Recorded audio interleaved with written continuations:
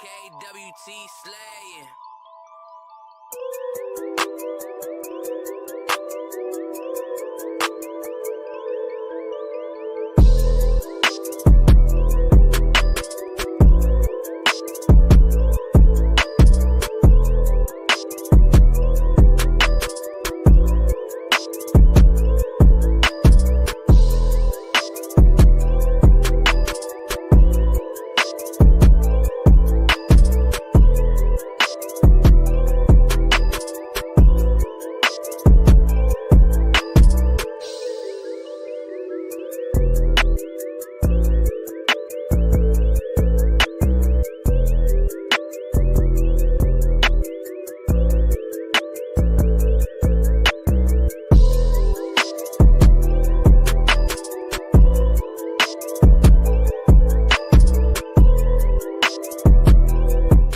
What if the truth was never lost, only buried?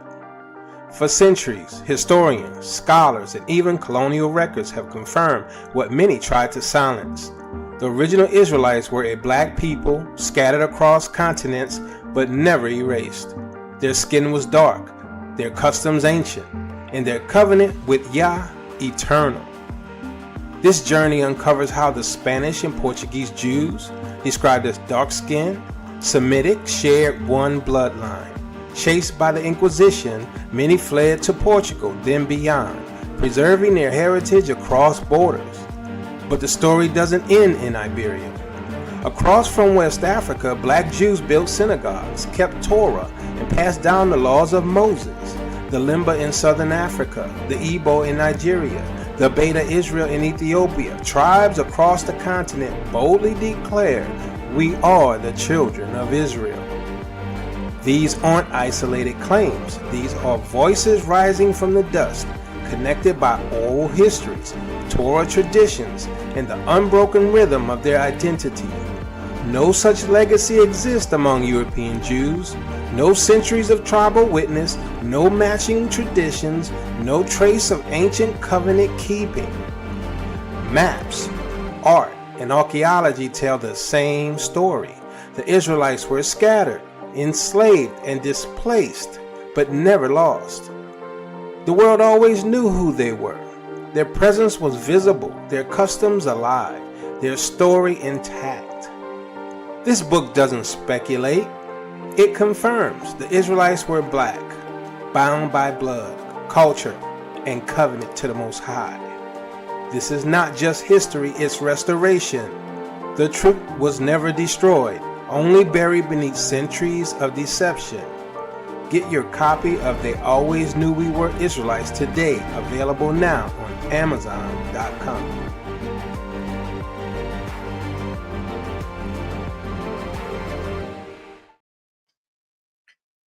Shalom, family. Shalom, how y'all doing today? Hope you're blessed and highly favored. So, give me a one if I sound okay. I was having a little issues earlier. Let me know if I sound okay.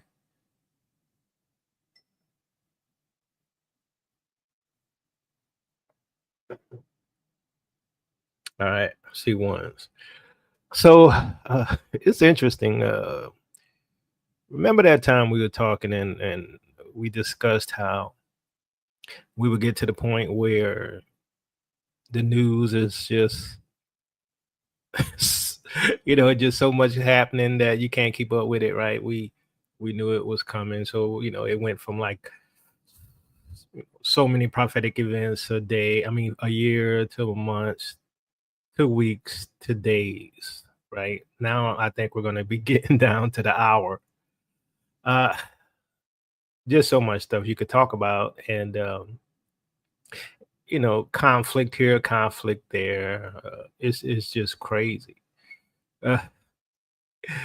And not to glory in anybody's foolishness, but did y'all hear, give me a yes or no, did y'all hear Trump say he don't know if he going to heaven, he don't think he gonna get to heaven? Somebody said he don't hear no sound. I think that's you, but let me know if y'all hear me or not. But did y'all hear that, yes or no? Trump said he don't think he going to heaven. I think everybody like, duh. I'm trying not to laugh. I don't, I mean, when it comes to somebody eternal stake, I don't like to deal with that. But it's just the wickedness and the haughtiness, and I would say the hardness of his heart, right? I mean, how do you know that you're not going to make it into the kingdom and you don't repent, right? Remember, he said he never did ask Jesus for forgiveness, and now he said he don't know if he's going to make it into the kingdom. And I'm like, but he can't repent apparently, right? He said that, this what's the name of the plane, the Air Force One? He said that's probably the closest to heaven he gonna get. I'm sorry, I will be the laugh no, but I'm like, it's sad, be honest with you, because to not be able to repent, that is bad. That's how Pharaoh was. And I pray for everybody that they could be saved. I do. Let the Most High's will be done, though. I don't want to see anybody in eternal darkness. But that's happening, and then you have the whole issue with the IUIC protesting in front of 2819 church. Oh my goodness. And I'm like, I don't agree with them doctrinally, but more power to them. I mean, because they think that those who believe, those who are descendants of the true Ezra Alawi, they think we're cults and deceived, but Christianity is deceived, right? So, but I'm like, I sort of like them stirring the pot. I ain't gonna lie, I like them stirring the pot. Some of y'all don't like them stirring the pot. I mean, I don't agree with them doctrinally at all, but they getting some of their attention, right? I'm just saying they keep going, they keep going, they keep going. I'll say more power to y'all, bro. Like I say, I don't agree with the camp doctrinally, but Christianity think they got the answer to everything, right? And I'm like, they couldn't be so far from the truth, right? I mean, Yahusha is true, right? Who they call Jesus. But other than that, their doctrine is bad. But and then you got all this other stuff happening, and we're gonna talk about this today. And I'm gonna show a few videos first, and we're gonna talk about this plan, right? This whole thing we're dealing with that's going to lead to the wilderness experience. It's interesting, though. Let me find out from you all, family. Give me a 1 if those family members that you used to talk to who never would hear anything is listening now. Give me a 1 if that's the case. Give me a 2 if they're, if there's no change. Give me a 3 if they're like, considering at least what you were talking about. I'm just curious because those who are sensitive, they starting to hear a little bit.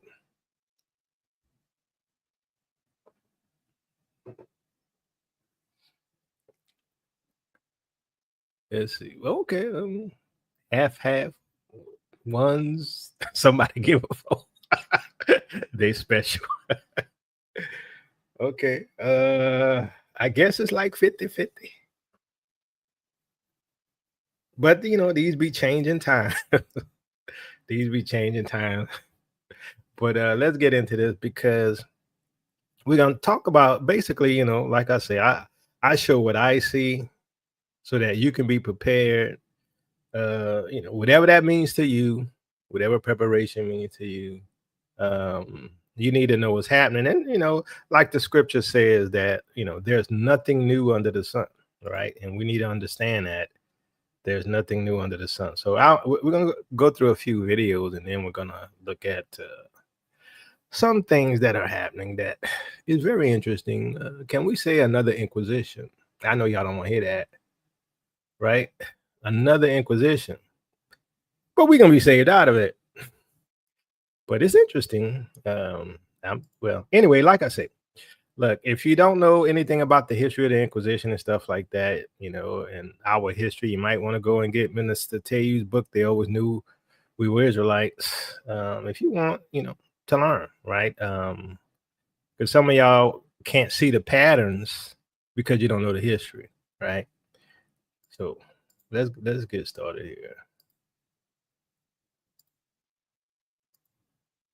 Over the last few days, President Trump has repeatedly questioned the right to due process, a fundamental right guaranteed by the Constitution that protects people against arbitrary government actions. The president's attacks come as the courts increasingly warn that the president is exceeding the scope of his authority. Our White House correspondent Laura Barone-Lopez has this report. At an event today announcing Washington, D.C. as the host city for the 2027 NFL Draft, President Trump again doubted the need for due process under the Constitution. It's a very difficult thing with the courts because the courts have all of a sudden, out of nowhere, they said, maybe you have to have trials. We're going to have 5 million trials. Doesn't work. You wouldn't have a country left. Okay, so this is wild. Like, genuinely wild. We need to talk about what just leaked out of the White House, and I'm not exaggerating when I say this could change everything. Everything. So here's what happened. Conversations from inside Trump's inner circle just got exposed, and what they're discussing, suspending the Constitution. Yeah, you heard that right. The actual U.S. Constitution. The document that's supposed to protect every single one of us from government overreach. They're talking about ways to legally, and I'm using that word very loosely here, ways to legally suspend parts of it, starting with something called habeas corpus. Now, if you're like, what even is habeas corpus? Don't worry, I'll break it down in a second. But first, So who said that they were trying to do that? Who says the Constitution doesn't matter anymore? Right? Habeas corpus it means bring the body, right? So you can't just go and dump somebody in a deep, dark dungeon somewhere and them not being able to have any recourse, right? So they do away with habeas corpus. You might come home one day, you're gonna be like, where daddy? Mama, where daddy? Might be mom and daddy, where my son? Where mama? Right? They're gonna grab you, put you in some deep, dark detention facility, and nobody knows where you're at, right? And they're doing that right now to the immigrants. But like I said, there is no law of the land. There never was, be honest with you. It's always been a facade, right? The Constitution has always been a facade. The law has always been a facade, right? It was really to protect the elite and those with wealth, right? So what we have is just a replay, right? Just a replay, in a modern sense of what happened during the Inquisition, right? And so we'll see. We're going to talk about that a little more. Breaking news. Jim Jordan, the chairman of the House Judiciary Committee, just said a few minutes ago to Dana Bash on CNN that ICE agents were doing the Lord's work. Dana Bash responded by saying, have you seen these videos going all over social media where they're beating people on the street? They're throwing them into vans. They're pulling away, hitting other cars along the way, and continuing to go as a hit and run. You see where they shot a minister in the head with a pepper ball in Chicago. They threw a WGN producer to the ground, pulled her arms behind her back when she couldn't even get her arms behind her back to be handcuffed, and she's screaming. She's an American citizen. You've seen these videos just like I have. The whole world has seen these videos, yet Jim Jordan, remember, this is one of the most powerful people in America, just said these ICE agents are doing the Lord's work. Christians, wake up and see what's happening in the name of your Lord. They're doing the Lord's work. But yeah, Christians think they have the moral high ground, right? They think the Ezra Alawi, the Israelites, the Yashraelites, the people of the book, the chosen, the Negroes, the blacks, that, we're all crazy and cultish. And it's all about skin color with them. They say that Gentiles can't be saved. Nah, that's the camps. The thing is, everybody's confused. White folks confused, black folks confused. Some Israelites confused. Everybody's confused. Why? What does Babylon mean again, family? Oh. Why is everybody confused? What does Babylon mean again?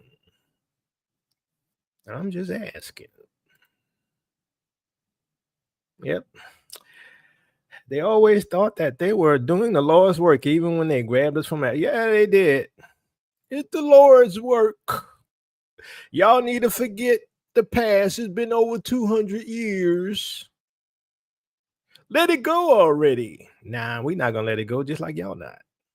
Y'all say never again, right? We ain't going to forget. We ain't either. I'm just saying. But understand what's happening. It's the Lord's work. Which Lord? Is it Baal? Because it's not Yahushua. It's not Father Yahuwah. Which Lord's work are they doing? I think it's Baal. What do you think, family? Could it be Baal or Baal or Baal or however you want to pronounce it? It's the Lord's work.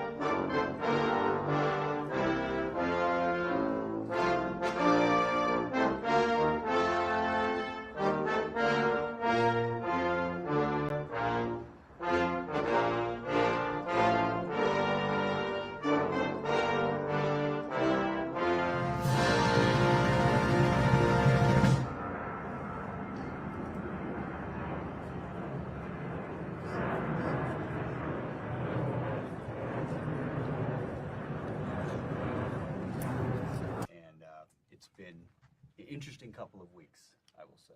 Yes, Mr. Remarks. We're glad to welcome you here. We're great.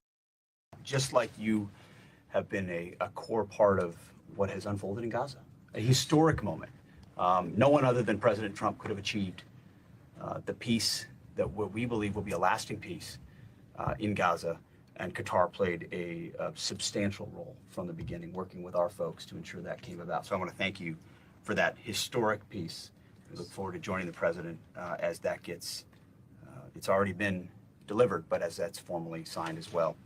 And I'm also proud that today we're announcing, we're signing a letter of acceptance to build a Qatari Emiri Air Force facility at the Mountain Home Air Base in Idaho. The location will be host a contingent of Qatari F-15s and pilots to enhance our combined training, increase lethality, interoperability. It's just another example of our partnership. And I hope you know, Your Excellency, that you can count on us. We saw in Midnight Hammer, in those moments, when we needed support in the region, that Qatar was there without a doubt, without a blink. And that has meant a great deal. I've had the opportunity to see that firsthand operationally. I want to thank you. I want to thank your country for that, for hosting our troops. And it's wonderful to welcome you to the Pentagon. Thank you. Thank you very much. Thank you. So, fam, my question to you is, why do you think they're allowing them to have a facility at a military base in Idaho? Why do you think they're allowing that to happen? A military base in Idaho. What you think? Because here's what I think. I think there's multiple reasons. One, it's a handover, right? Qatar probably gets Idaho and some surrounding areas. So they're allowing them to set up their base in Idaho, right? So America is being divided and sectioned off to the billionaires and the trillionaires and all of these folks, right? So, like you see with Bill Gates getting parts of Arizona, Elon Musk getting parts of Texas, over in Austin, what they call smart cities, stuff like that, right? America's being sectioned off. Number two, which I think is really the main part of why this is happening, is because as they prepare for the martial law that's coming, right? Because Trump already threatened the Insurrection Act. As they prepare for martial law, who's going to oppress the Americans? A lot of Americans are not going to oppress Americans. They've always said this, right? Our boys aren't going to fight against us. They'll never turn against us. Some of them will. I mean, you see it with ICE. But the secondary is because they want to oppress the American people because they know that there's going to be civil war or what we call resistance to the sell-off of America. And it's also to make sure that when they start persecuting the Ezra Alawi here in America, right, that is going to be Qatari planes bombing the resistance. So you got to understand, you got to know how Satan works, right? The Bible says we're not ignorant of his devices. So this is a setup. It is pre-positioning for warfare against us. Just as when Trump put the National Guards into black cities, it's pre-positioning to suppress and oppress the Ezra Alawi.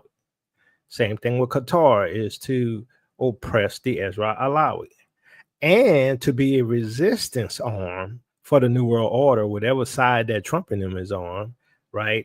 For the division of the land, because this is a new system, right? America's gone. America has been sold off. The world belongs to the cabal, let's put it that way, or what they call the deep state, right? The world belongs to the deep state, and America's being sectioned off, being sold off, and their plan is to get rid of Negroes. Their plan is to get rid of Negroes because you know why? Because y'all Negroes think y'all own stuff. Y'all think y'all American citizens. Y'all think y'all have the right to vote. You think that the land you have is yours. You think the money that you have in the bank is yours. You Negroes ain't nothing but a problem. That's what they think, right? We want equal rights. We want them to stop persecuting us. We want them to apply the Constitution fairly, which they've destroyed. So now there is no Constitution. I know y'all think we still have a Constitution, but if you got any logical sense, you would know there is no Constitution. So what we have here is the Revelation 12, right? The dragon that is prepositioning his troops in black cities, putting a foreign air force in Idaho. And think about this as well. Idaho is sort of central to the U.S., right? So if you need planes to go to the East Coast, the West Coast, the South, the North, right? Idaho is sort of central, right? It's a bit obvious. Give me a 1 if you agree with me. Give me a 2 if you don't. Give me a 3 if you don't know. Because we're going to talk about, this predictive programming, right? Now, we've seen it all in the movies. We've seen Red Dawn, and we've seen the invasion of America by the Russians. We've seen the invasion of America by the Chinese. We've seen, you know, all this stuff, you know, these dystopian type movies, right? Where America is this hellhole run by technology and robots, right? We see all of these things in the movies. We see them in novels and articles and stuff, right? To prepare you for what's coming. And personally, I don't think there's much time left. Yeah, Leave the World Behind, definitely a good example. There's not much time left. I don't know what to tell you. Like I said, I would love to come here and just give good news. The good news is we're about to leave. That's the good news, in my opinion, mind you. The good news is we're about to leave, but there's going to be some trials and tribulations. Don't think you're not going to feel no pain. That's why the Bible says we leave crying. But the Most High says he's going to refine us as gold is refined or silver is refined in the fire, right? We're going to be purified of Babylon. And those who do not align themselves with Yahuwah's agenda, that fire is going to consume them. Those who don't align with Yahusha's agenda, that fire is going to just set them up. It's going to burn them up. They're going to be smoke, and the smoke of their torment going to go up forever and ever and ever and ever. That's why if you living in a lifestyle that's not biblical, you might want to go and repent. I was watching this video, and this particular woman, black woman, and, you know, she says she's grown up and she's always, you know, for the most part, been the alphabet. And she was like, do you think alphabets will be able to enter the kingdom of heaven? She knew the answer before she asked. You know that, right? Everybody know what the Bible says about that. And not only that, she said she loved her some Jesus. She go to church all the time. How you sitting in a church and not be convicted? See, that's the problem. Christianity is lawless. I mean, it's not a Christian bastion teaching today. I'm just saying it might fall in that category, though. But let's get into this. We're going to talk about some things and what's happening and how I see it.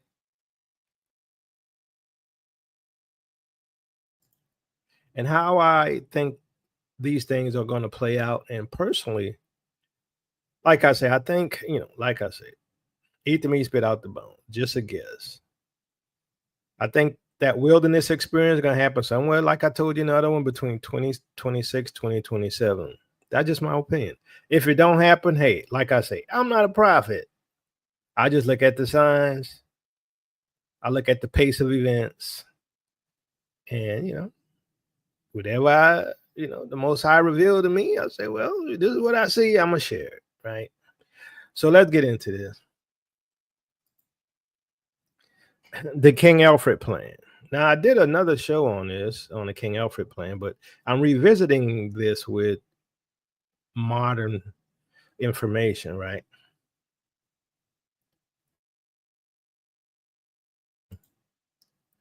All right, so the King Alfred plan is not a real government program. It's a fictional conspiracy created by author John A. Williams in his 1967 novel, The Man Who Cried I Am. However, just as we see within modern movies, the truth of this is nothing more than predictive programming. The King Alfred plan is truly another Inquisition. So the King Alfred plan is a plan to round up Negroes.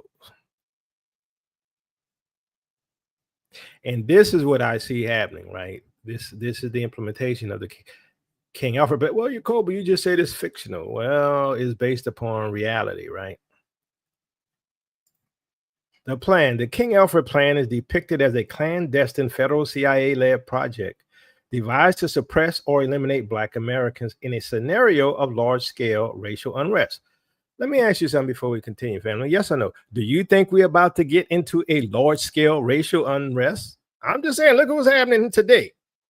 I'm curious if anybody say no, but I'm just saying, do you see a scenario where we gonna have or possibly could have a large-scale racial unrest?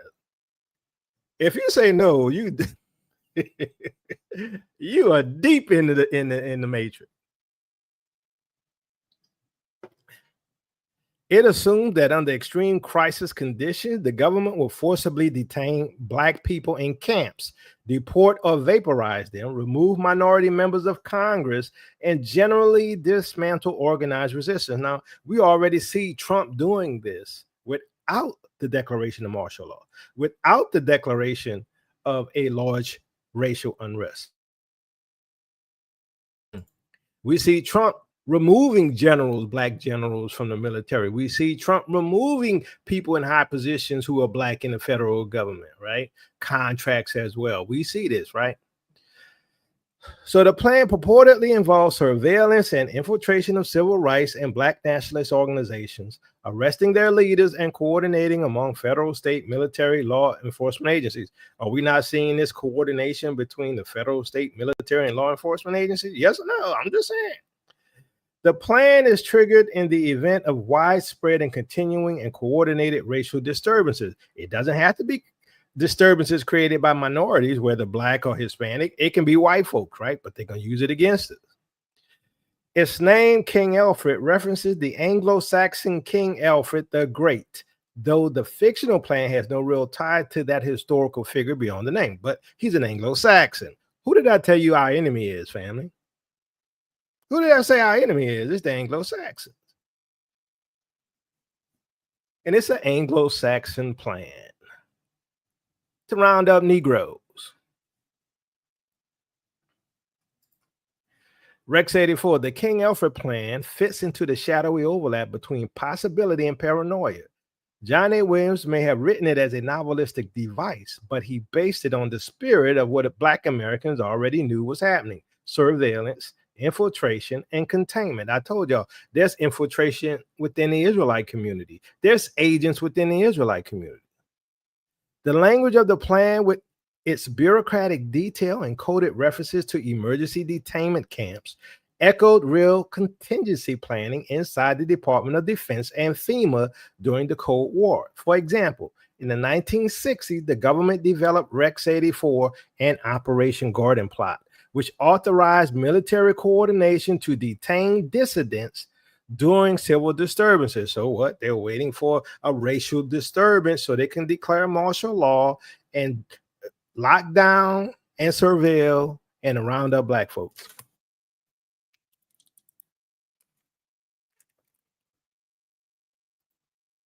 Neutralize them. So while King Alfred, as a literal document, may never surface, its architecture of thought already existed. It reflected the pattern: anticipate rebellion, identify potential leaders, neutralize them through surveillance, and prepare detention frameworks for the rest. Now, who y'all think coming? They're coming after me. You know that, right? May the Most High protect all of us who are, speaking the word of the Most High and teaching the truth and letting y'all know what's coming. The sellouts, they ain't got to worry till later. They're going to get all the ones on the front line first. Then they'll come for the rest who've been selling us out all these years. And they're going to take your house, your cars, your money, your gold, your silver, your rights. Separate families. The text describes disruption of family structure through its logistics of roundups and relocation. The plan's language about a 24-hour period of emergency detention and temporary relocation centers for processing and dispersal would make family separation inevitable. Anytime mass arrests and relocations are carried out quickly, people are taken wherever space exists, not with their relatives. Does this not remind you of the Inquisition, right? They took our property and our land, right? We had to pay extra money and taxes, right, to sort of avoid getting kicked out. But then you ran out of money, and then they changed policy anyway. They still kicked us out of Spain and Portugal, send us to Sao Tome, send us to Angola, right? Send us to, the Caribbean. But it's interesting that it's a 24-hour, now this is in the King Alfred plan, a 24-hour period of emergency detention of who? Black folks. Let me repeat that again. If for those in the back, it's a 24-hour period of emergency detention and temporary relocation centers for Black folks. Nation born in a day. Could the plans, this is the King Alfred plan, could the plan's language about a 24-hour period of emergency detention and temporary relocation centers for processing and dispersal align with Isaiah 66:8? Isaiah 66:8 states, who had heard such a thing, who had seen such a thing? Shall the earth be made to bring forth in one day, or shall a nation be born at once? For as soon as Zion travailed, she brought forth her children. So the King Alfred plan calls for this roundup of Negroes, right, in 24 hours because of some racial chaos or some false flag or whatever that's happening in the country. And they're going to round up the leaders. They're going to kick the black side of Congress and all these things, leadership, governors, mayors, all that, and round everybody up in a 24-hour period. But the Bible says, shall a nation be born in a day? Now, can you see when they round us up in 24 hours, that would be the mark of a nation being born in a day? That our entire people need the Most High to come and deliver us because they're rounding us up to exterminate us or to send us back to Africa or to put us in detention facilities or all of the above. Steps towards implementation. 1, identification and monitoring. All Black citizens are to be classified by the government and tracked through local, state, and federal databases. The plan calls for complete surveillance of political leaders, clergy, and community organizers, with the FBI, CIA, and military intelligence coordinating the files. Number 2, infiltration of organizations. Civil rights and nationalist groups are to be penetrated by government agents. Can we say camps? Can we say Israelite groups? See, this is why we stay away from the groups. Their internal divisions are to be exploited so that unity never develops. Right? That's what they've always done. This mirrors real COINTELPRO tactics later confirmed in FBI records. So what the King Alfred plan talks about has already been confirmed in FBI records with COINTELPRO, already confirmed with Rex 84. Number 3, control of communications. In the event of a racial uprising, the plan instructs that all radio, television, and newspaper outlets be placed under federal control to stop subversive information from spreading. Black media are to be shut down first. Is that not feeling like TikTok ban? I'm just saying, right? Can you see why they might be trying to get control over TikTok? Because they're following the King Alfred plan. Number 4, declaration of a national emergency. A King Alfred contingency is triggered when widespread and continuing coordinated racial disturbances occur. At that moment, martial law is declared and all constitutional rights are suspended in affected zones. Isn't it interesting that you got a lot of the people who are light, bright, and almost white pew-pewing a lot of people? Give me a 1 if you notice all of the mass shootings lately, like in the last 2 weeks. Give me a 2 if you don't know nothing about it. Number 5, deployment of armed forces. The Pentagon coordinates with the National Guard and local police to restore order. Special units are pre-assigned to each major city to occupy Black neighborhoods. Tanks and helicopters are authorized for crowd control. Come on now. Is this not happening today? Is this not happening already? That Trump has already pre-positioned the National Guard working with the local police in major Black cities? Is it coincidence? Or maybe the King Alfred plan was a plan, a real plan, not fictional, against Black folks, which would align with, like I said, the time that I believe we're in Revelation 12. 6, mass arrest and detention. Named leaders and potential insurgents are rounded up immediately. Civilian lists compiled from the earlier surveillance stage identify individuals for detention without trial. Is that not happening already? The plan specifies temporary relocation centers. Now, right now, a lot of these things are just happening mainly to the Mexicans. But can't you see how easy it is to just flip a switch and black folks going to them detention facilities? They're already pulling you aside and want to see your papers. Even if you're a citizen, they're going to detain you for at least 3 hours. Why? Because you're getting used to them encroaching and removing any civil rights that you thought you had, right? Number 7, establishment of concentration camps. The text lists several supposed sites, mainly in the American South and West, where millions of Black Americans could be interned. These camps are to be run by the Army, with civilian detainees registered and numbered. Right now, they started off with the Mexicans, with the immigrants, right? Why? Because it's easier, because they have no constitutional protections, at least the facade of having constitutional protections. We ain't never had constitutional protections. We just thought we had constitutional protection. Number 8, elimination and deportation options. If the camps cannot contain the population, the plan authorizes extreme measures. In Williams' fictional document, this means forced deportation to Africa or physical elimination of those deemed dangerous. Do you think that maybe there's some truth to this King Alfred plan? I think so. Because all of this is happening right now. We just don't, it's not happening in the sequence that maybe the book has, right? We don't have the declaration of martial law yet or racial disturbances, but, you know, Trump been telling y'all what? He gonna institute the Insurrection Act. Now, what does that mean?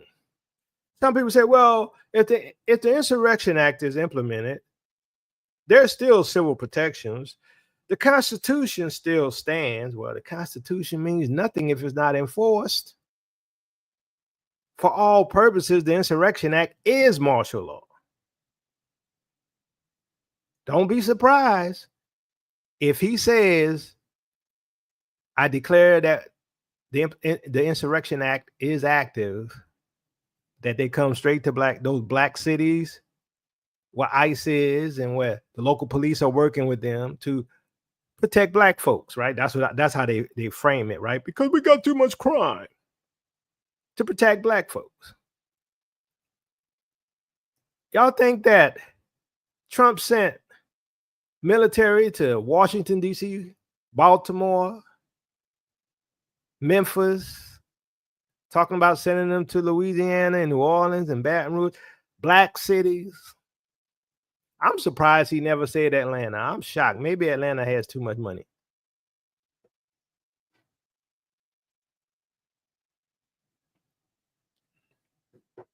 But the plan, you know, for the King Alfred plan means forced deportation to Africa or physical elimination. But I'm not going to flee.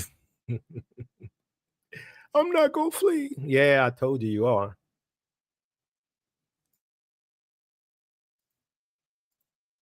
Number 9, suspension of elected representation. All black members of Congress and local officials are to be removed from office during the emergency. Their replacements are appointed by federal authority. This is wild, ain't it? I mean, right now, even in Mississippi, right? They were removing the ability for the local residents to vote for their mayor, and it would be appointed by the state. It's the same thing of what Trump is talking about with the next upcoming congressional election. They're pretty much hinting that there will be no election. Now, if there's not going to be an election, then how do they do it? Some kind of chaos, some kind of false flag, some kind of big racial event. And they're going to be blaming Negroes. And the white folks, the MAGA folks, they're going to be like, yeah, I told you, let's get them, round up the niggers. Round up the niggers. Number 10, post-emergency normalization. After order is restored, propaganda campaigns reassure the public that the actions were necessary for national security. The document ends with a directive that the plan remains secret under penalty of treason. So, is it possible that the King Alfred plan was written as a fictional novel so that they wouldn't be under the penalty of treason. If someone who had the information about the King Alfred plan came out and said, look, this is what they got planned for you Negroes, they might be under the penalty of treason. Could it be, just like we see in the movies, they tell you everything ahead of time? Could it be that someone was telling us the plan? I think so. What's happening under Trump today? From Trump's re-election onward, a quiet escalation of domestic control measures has taken shape across the United States. National Guard units have been repeatedly positioned in predominantly black cities under the justification of maintaining order. These deployments mirror earlier martial rehearsal moments when armored vehicles and tactical teams entered urban neighborhoods during unrest. The difference now is scale and subtlety. The federal apparatus no longer relies only on visible troops. It uses digital surveillance networks to extend its reach.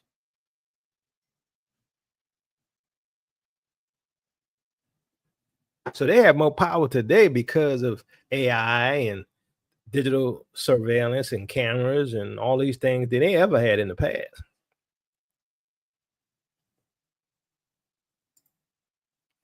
Threat actors. Inspector General reports and Freedom of Information Act releases confirm that agencies like the Department of Homeland Security and the FBI have monitored Black Lives Matter and related organizations, labeling some participants as threat actors. And you know, the Israelites, you know, y'all were classified, right? Identity extremists. Y'all know that, right? Yeah, y'all know we were classified as identity extremists by the FBI.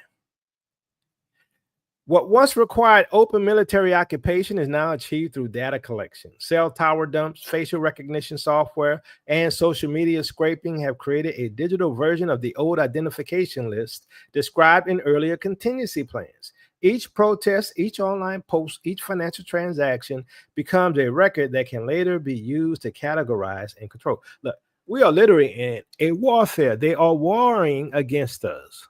Now, it amazes me, right? It just amazes me that, you know, Black folks still in Christian churches, still under the hypnotic control of white supremacy indoctrination. Like I say, I'm not saying the Bible wrong. I'm saying Christianity's wrong. People turning the other cheek, right? Out of context, that had to do with your brother who sins against you and becomes an enemy. You turn the other cheek when you're dealing with them because you heap hot coals on their head. Can you heap hot coals on the heads of somebody like Trump who has a hardened heart? Come on now. Can you, by turning the other cheek, heap hot coals on the head of somebody who don't even believe he's going to heaven? Come on.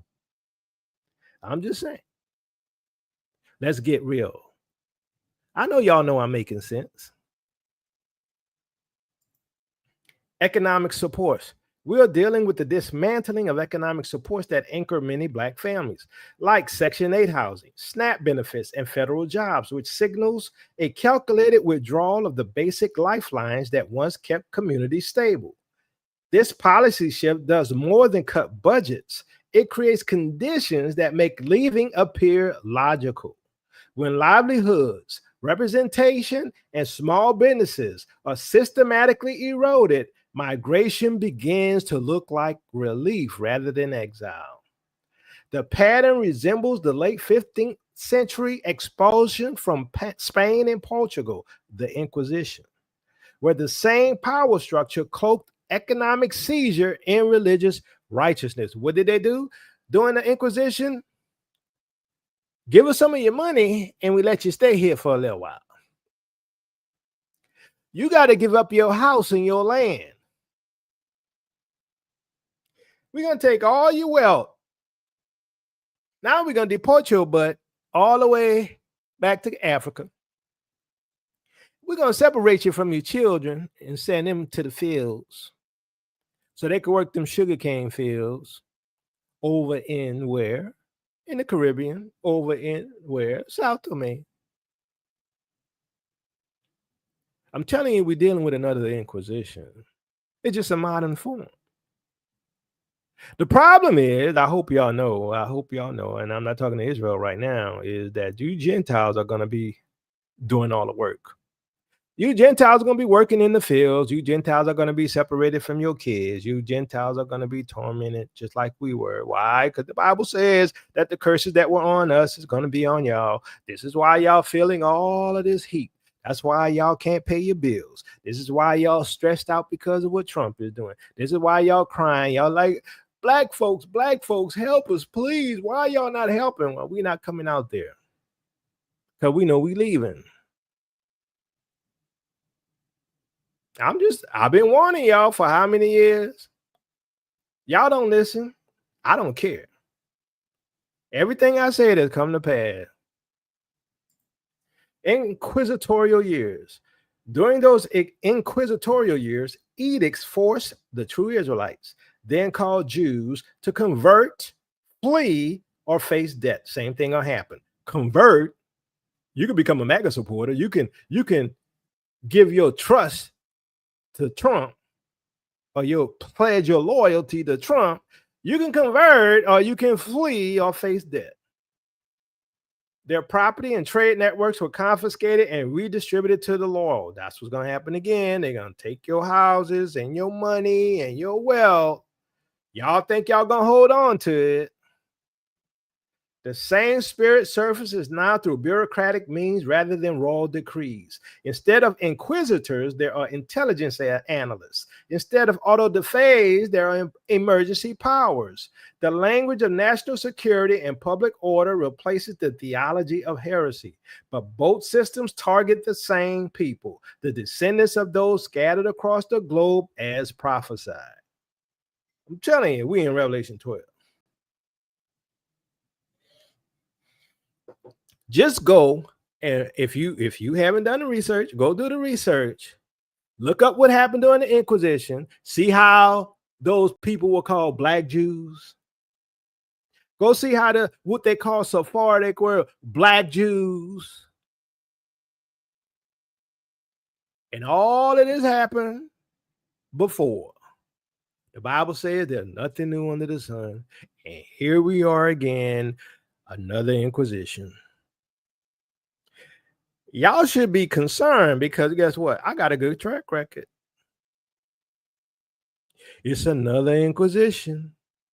What you gonna do? What should we do, Jacoba? Seek the Most High. Plan. Be in preparation to leave. Whatever. If you got the ability, go. Some of us don't have the ability. But I know how hard it is to give up your family and your friends, what you know, your house, your land, your goods, your cars, all. I get it. I get it. I'm just telling you what's coming. You ain't got to believe me. The Insurrection Act. Each invocation of the Insurrection Act or the Stafford Framework expands the executive's ability to treat civilian dissent as rebellion. So the Stafford framework has to do with FEMA, right? And all of that emergency power stuff. The legal vocabulary changes, but the goal remains control through fear and removal, just like you see happening with the immigrants. The plan no longer requires ships bound for African ports. It relies on digital confinement, economic attrition, and the slower erasure of political voice. Don't y'all see that happening now?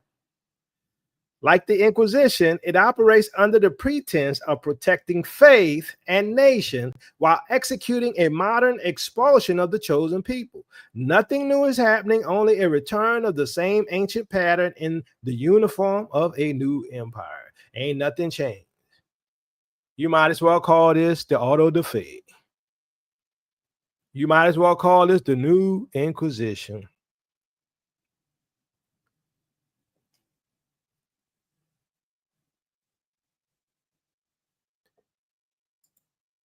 Klaus Schwab's phrase that the future will be own nothing and be happy has become a symbol of the modern push toward managed ownership. Whether or not it was meant as prophecy, it reflects the mindset of global technocratic control. Wealth and property are to be held by corporations and governments, while ordinary people become renters inside a digital economy. You can stay here, but you ain't gonna own nothing. And they say you're gonna be happy. Well, whoever lives and be happy in the hood? Who really was happy in the projects? Because you ain't got enough to meet your needs. Let alone they could shut off your money if you don't obey. Because you're gonna have a digital ID with digital money, and they're gonna turn off your money. But you ain't gonna flee. I get it. Digital identification systems linking financial accounts, benefits, and travel permissions make such control possible. When every transaction and entitlement is logged on centralized networks, property no longer depends on possession, but on permission. Ownership becomes revocable at the tap of a keyboard. This architecture mirrors the old confiscations carried out in the name of faith or order during the Inquisition. It's another Inquisition, y'all.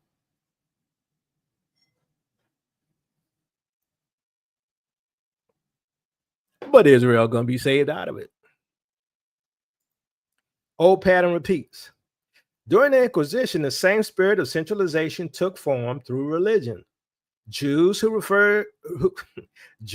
refused conversion were declared heretics, stripped of property, and expelled.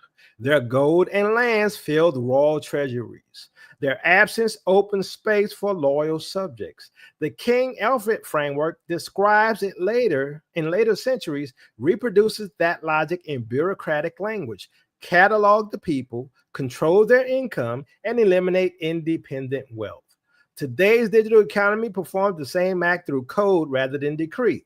The slogan "own nothing" translates to everything can be repossessed. The Israelites' wealth, labor, and creativity fueled the system, but the system is designed to leave them with access, not possession. Now, think about this.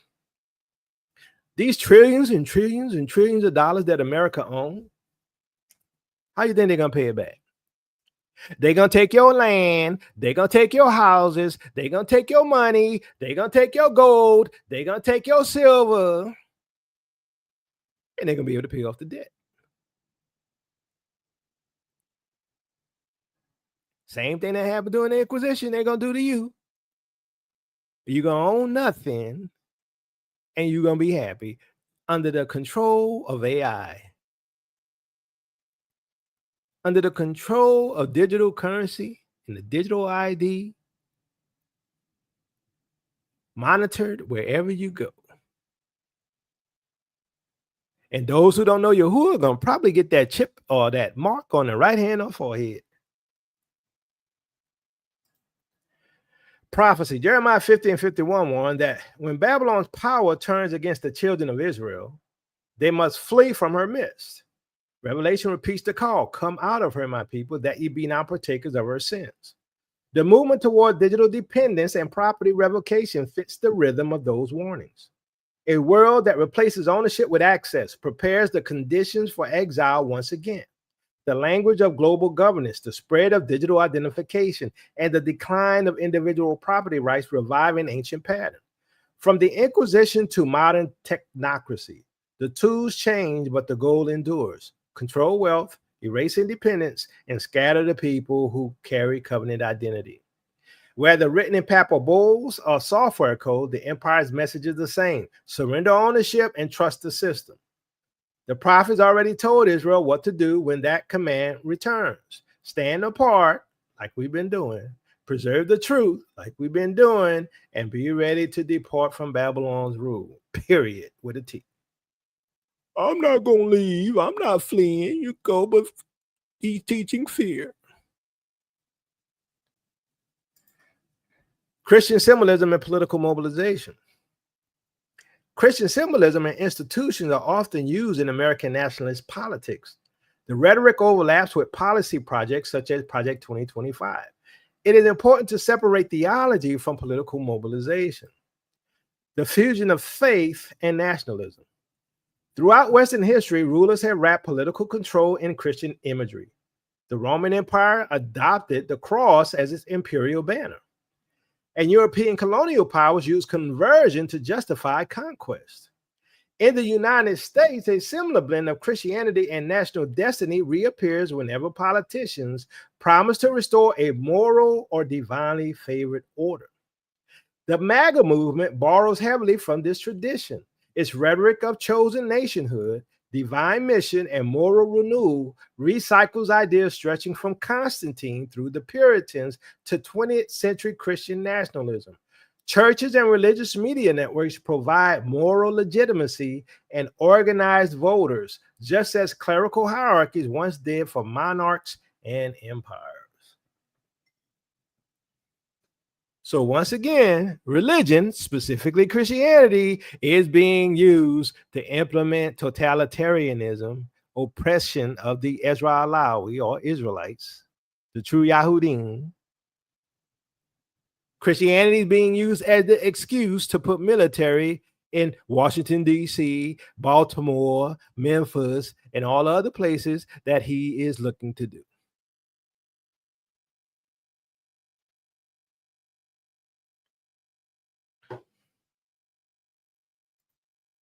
Project 2025 is a policy arm.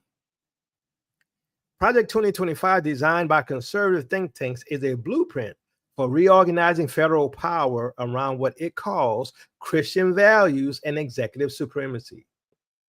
Its authors come from institutions that describe America as a Christian nation and view secular pluralism as decay. The program proposes purging the civil service, empowering a strong executive, and recentering policy on conservative religious principles.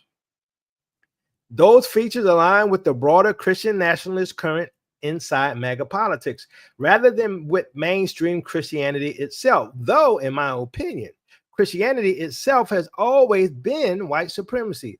It is not the teachings of the Bible. So Christianity as a whole may not be teaching nationalism, but the foundation and root of Christianity is white supremacy. Why? Because Christianity comes from Rome. Christianity comes from Catholicism.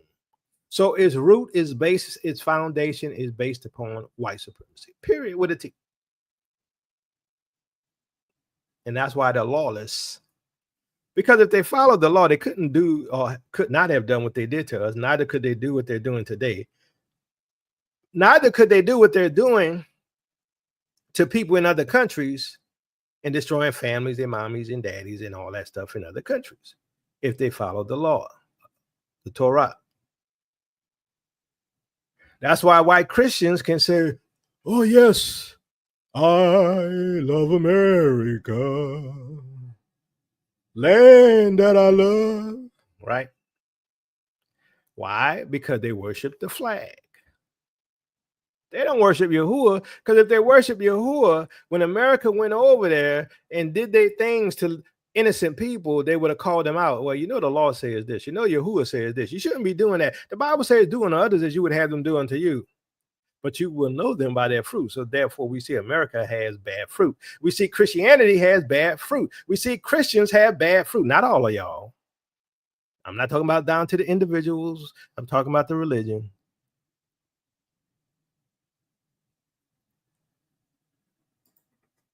The recurring pattern of control. When you set the King Alfred framework beside these movements, the parallel is not theology, but in method. Use religious or moral language to justify surveillance, control, or exclusion, right? They say we're heathens, right? That's why they compare black folks with the alphabet movement, right? Today, being black is synonymous with the alphabet movement, but the black community was the most anti-alphabet movement than all of the cultures. Number two, frame opposition as rebellion against divine order or national purity. Didn't Trump say, look, I'm going to arrest this mayor, I'm going to arrest this governor, I'm going to arrest the protesters, even all of that is legal. They're framing it as rebellion. Number three, target groups seen as morally or culturally alien, often black or immigrant population. Them black folks, wokeism, right? CRT, critical race theory. They got the most crime. They be that kill most of the people or delete most of the people. Black community is the worst community. The statistic says that black folks are the most violent people in America. All lies, mind you. We got our issues, but they manipulate the story.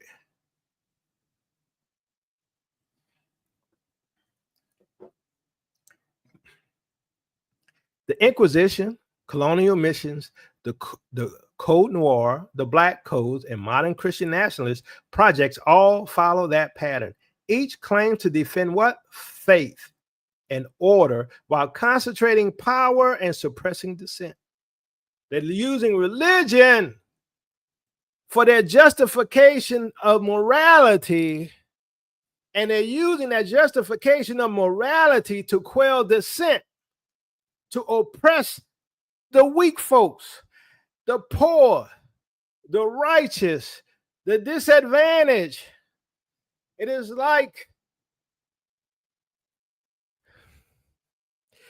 just like we had in the 1960s. Ain't nothing new. Christianity hung you from trees. They came out on Sundays and strung us up on the trees on a good old Sunday, right after they supposedly was worshiping the Lord.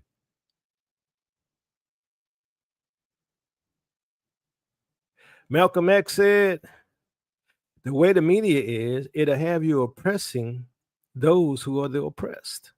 It'll have you ruling for the oppressor. That's what the media does. The media has Christians rooting for the oppressor and not for the oppressed. Christianity have you rooting for CK and not the one that CK was trying to disenfranchise.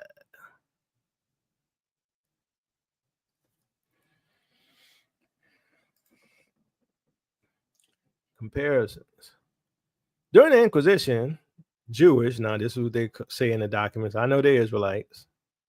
During the Inquisition, Jewish families were identified through parish and tax records, interrogations, and informants. Their ancestry and beliefs were documented so that the crown and church could decide who to convert, imprison, or expel.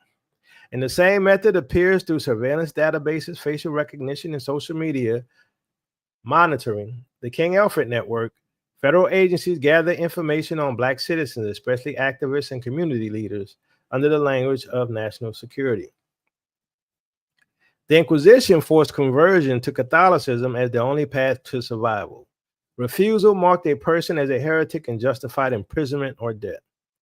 In the modern framework, political conformity replaces religion. Those who challenge systemic injustice or organize protests are labeled radicals or extremists, placing them under constant watch. During the Inquisition, Jewish property was confiscated. Synagogues, homes, and businesses were seized by the crown and handed to nobles or commerce. This is what's coming. They're going to take your home. They're going to take your gold. They're going to take your bank account money. They're going to do all of this, right? The same pattern appears when economic support, such as housing aid, food assistance, and federal employment are withdrawn. When these are removed, entire communities are driven toward economic collapse and eventual displacement. Expulsion was the final stage of the Inquisition. Edicts in Spain and Portugal ordered Jews to leave within months, often with nothing but what they could carry. The King Alfred framework mirrors this through its language of relocation and deportation, with camps and transport logistics prepared under the cover of emergency law. Punishment for defiance during the Inquisition involved torture, imprisonment, or execution. Families were punished together to deter rebellion. In the modern scenario, arrest, indefinite detention, and potential lethal force under emergency powers serve the same purpose of silencing organized resistance. Those who converted during the Inquisition became new Christians or conversos, but still face suspicion and exclusion from public life. Likewise, under the King Alfred plan or framework, Black professionals and officials lose representation when government jobs and political positions are taken away, erasing their influence in civic institutions. So look at what happened with this shutdown. People who are, in positions of power, right, throughout the federal government, who may be minorities, black or other minorities, right, it makes them less able to do their job. Why? Because the people that work with them aren't getting paid. So that's another means of control. So a lot of things are happening without necessarily declaring martial law or declaring an insurrection act. But we're going to get there sooner or later. But the policies and the steps that's in the King Alfred plan is still happening right now. Both systems justify persecution through law or religion. The Inquisition claimed to defend the purity of faith. The modern plan uses phrases such as public order and national security. In each case, the justification hides the intent to consolidate control and seize resources. They're coming for your money. They're coming for your house. They're coming for your cars. They're coming for your bank accounts. The results are identical in structure. The Inquisition transferred Jewish wealth and skilled labor to the ruling elite while scattering survivors across Africa, the Middle East, and Europe. The King Alfred plan or framework centralizes power in federal hands, leaving displaced Black communities with no economic base, forcing another exile. So look, so now you got a shutdown, right? You don't have any means to help finance your cities. Governments, local governments get money from the federal government to help some of these programs, right? And to help, maybe garbage collection, water purification, all these things. So what happens after a few months? Your trash not going to be getting picked up. You're not going to be able to have clean water because, you're not going to be able to use the chlorine because you ain't going to be able to buy it. You already have the issue with the tariffs, which making things too expensive. So they're not going to be able to afford it that way either, because why? Everything is too expensive and they're no longer getting government money. Why? Because there's a shutdown. Both follow the same four-part design: identify, isolate, dispossess, and remove. The instruments have changed from church courts and soldiers to data networks and bureaucratic decrees. But the motive remains constant: neutralizing independent people and claim their inheritance while calling it protection of the realm. Is that not what happened during the Inquisition? Is that not what happened to our forefathers over there in Spain and Portugal? Took their gold, took their homes, took their land. They called them all kinds of names by a byword. They were the greatest threat to the Roman Empire. Just like today, it's all Negroes' fault. Just like today, it's all the Ezra Alawi fault. It's the identity extremists. Same old, same old. Summary.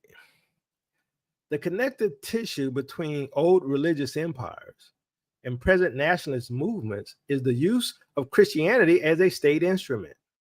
Whenever political power fuses divine authority with national destiny, there's persecution. 2nd Ezra 16:40, "O my people, hear my word.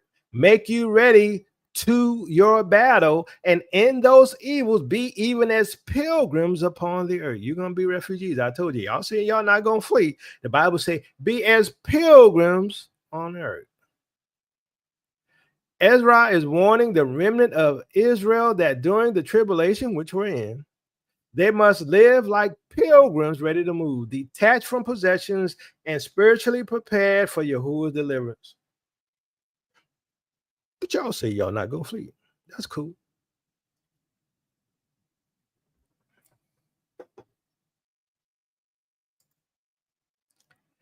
During the Inquisition, Israelite communities across Spain and Portugal faced a systematic campaign of persecution.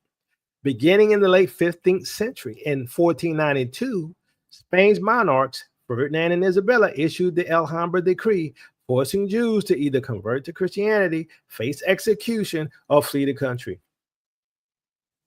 Portugal followed in 1497 under King Manuel I, ordering forced conversions and what? Deportations.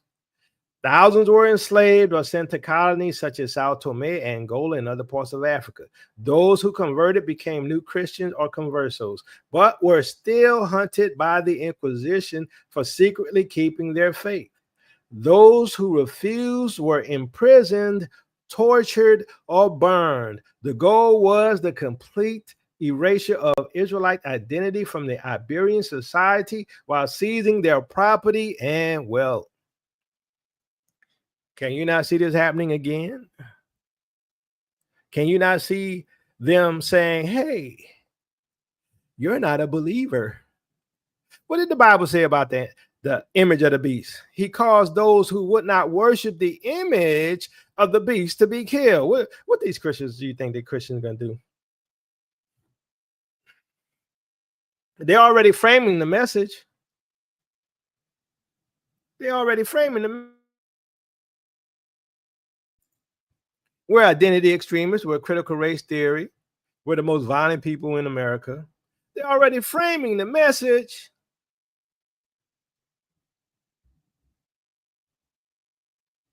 They're going to say, y'all don't follow Jesus. Y'all don't follow Jesus. Y'all Israelites, y'all not even Christians no more. Y'all cause nothing but trouble. That's why Trump has to go into Washington and bring peace. That's why he has to go into Baltimore and bring peace. That's why he has to go into Memphis and bring peace. That's why he's talking about going into New Orleans and Baton Rouge to what? Bring peace. All in black neighborhoods. Why? Because y'all the problem. You ain't got to listen to me. Just give it a few weeks to a month, to a year, 2 max. The writing's on the wall. Many, many tickle you forcing.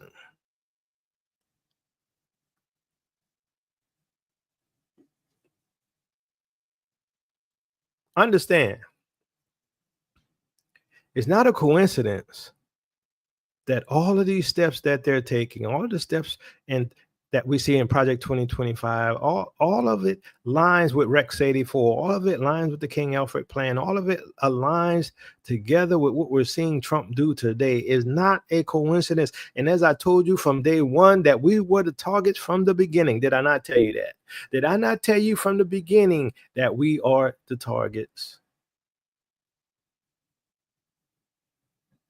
Mexicans weren't the targets. Immigrants weren't the targets. They just a good implementation or excuse for force. They're a good excuse to implement force. Why? Because we ain't do nothing. And see, a lot of white folks gonna be like, I got black friends. If they just came straight for us, they'd just be like, hey, what's going on? Why are you attacking black folks like that? They ain't do nothing. That's my friend. That's Latricia and that's Leroy. And I work with them. But now they've been framing this image of us being anti-Christ, us being against Christ, against Jesus. But we're not. We're the actual ones following Torah. We're the actual ones following Yahushua. We're not following the redefined image of the Messiah, which they call Jesus Christ, but his name is Yahushua. Just as they stole our identity, they stole the Most High's. They don't believe he's black. Well, he might be Middle Eastern looking.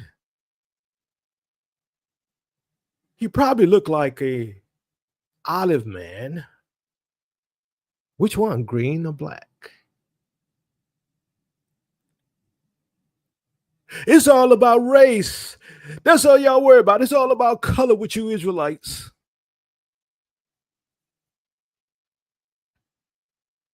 Well, didn't y'all just say Middle Eastern and olive color? Y'all say he wasn't black, but he was olive color. But we be making it about race, but my family black. My mama black, my daddy black, my brother's black, my sister black, my cousin's black.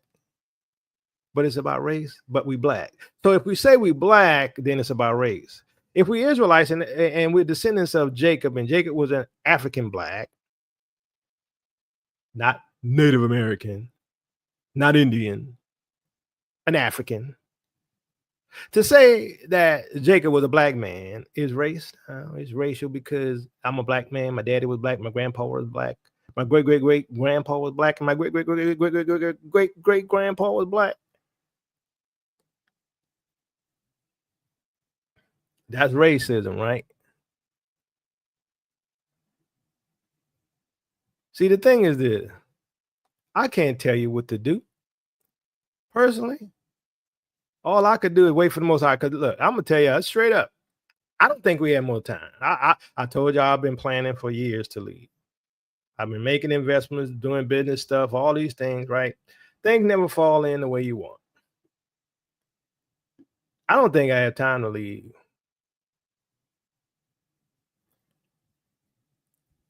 I don't think I have any time to leave. If I became a multimillionaire today, it would be very hard to take all of that and leave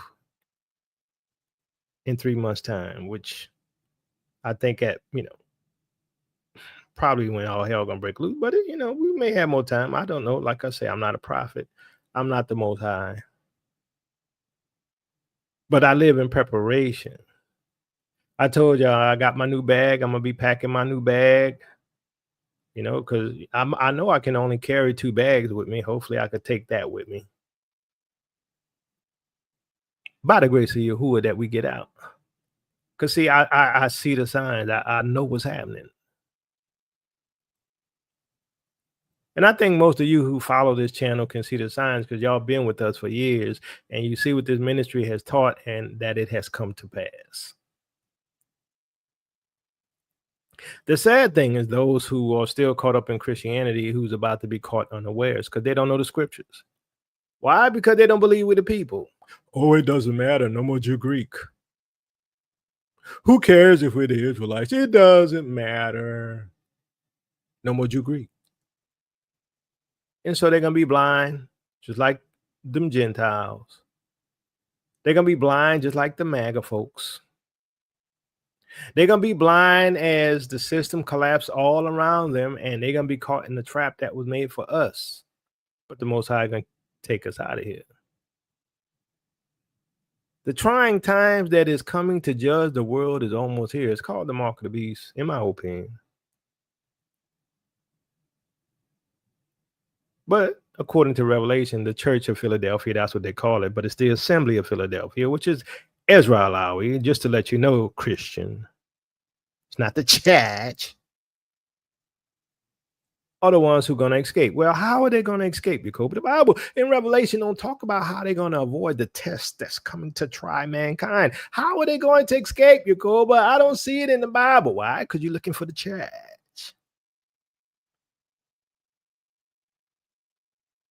The way we're going to escape is called the wilderness. Go read Revelation 12. That's how we're going to avoid the mark of the beast, because we're going to escape.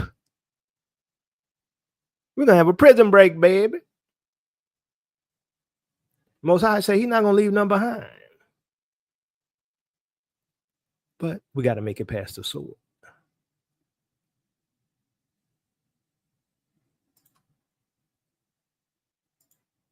Understand what's happening today is a repeat, in my opinion, of the Inquisition. Go read the history. Go read the history. What's happening today is a repeat of the Inquisition. But guess what? It's not going to play out the same. Why? Because as soon as Israel travailed, she was delivered. We're going to be delivered.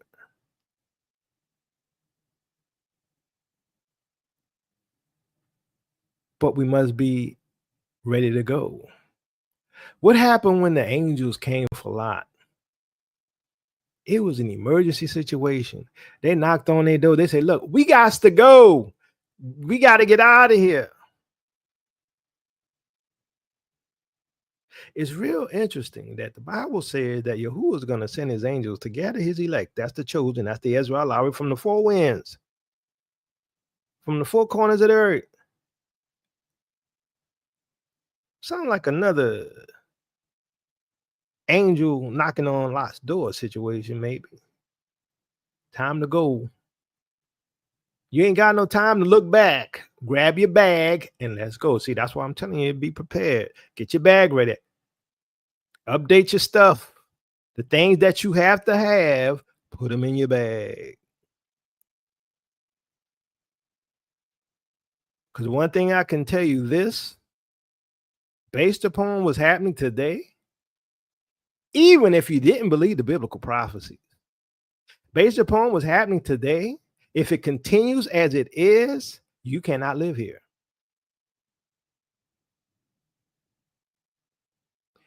Give me a 1 if you agree that we can't stay here just based upon what we see happening today. Give me a 2 if you think we can stay. Give me a 3 if you don't know. Just a logical analysis of what is happening right now with this administration, this world, these people. There is literally no way we can stay if it continues the way it is. But some of y'all think y'all gonna vote him out. Didn't Trump tell y'all he not leaving? Y'all do know that, right? Trump told y'all he not leaving, but y'all think y'all gonna vote him out. Oh, we got to get together. We got this election coming on. We got to make sure we get the Democrats back in power. Trump told you he ain't leaving. Just like Trump told you he was a snake. The dude told you he's a snake. He gave you that little story. Well, you knew I was a snake. I did what snakes do. I bit your butt. But we both gonna die. We both gonna sink into the river or the ocean or the lake. He said, I told you I was a snake. But y'all don't believe the dude. Trump told you you ain't gonna have to vote no more, that he gonna be president forever. Didn't he say that, family? Yes or no? Trump told y'all not gonna have to vote anymore. You think he was lying? I don't think so. Trump be telling y'all what he gonna do. He be forecasting it. And then you got these conservative black folks who voted for Trump and who still support Trump because he conservative. The Bible's not conservative, family. I know y'all don't want to hear that, right? The Bible's not conservative, you conservative black Christian. You know what the Bible is? Mercy, love, grace. God don't overlook sin. Now y'all call him God, we call him Yahuwah. He don't overlook sin, but he gives mercy. The devil don't. The devil gets to the letter. The devil says, you're a critical race theory person. You're not with the Christian conservative. You're a black identity extremist. We're going to arrest you. You don't like what we're doing here. You're a protester. We're going to arrest you. But the Constitution says I could do that. You can't do it anymore. Why? Because we say so. Why? Because, Mr. I am the law.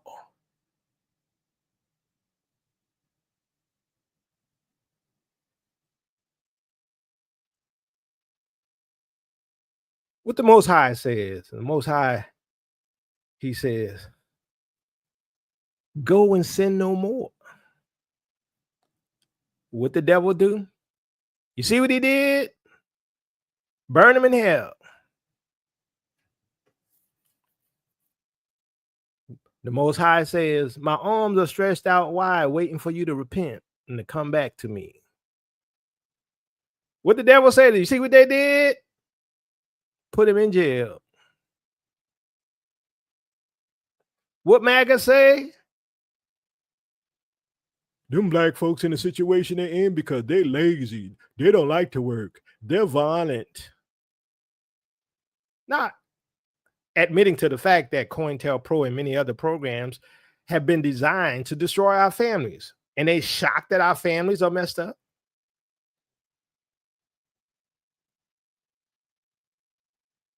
They gave women money to live on their own, so long as the man not in the house. What sense that make other than to destroy the family?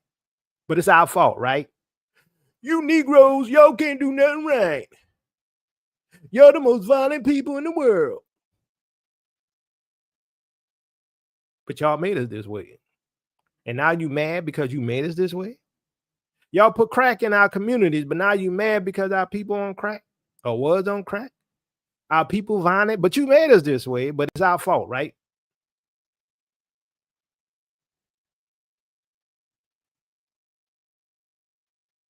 I don't know. Some people be having no sound. I think that's on your end.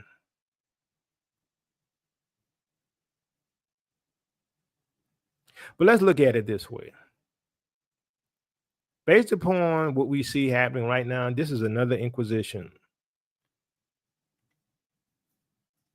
This is another Inquisition.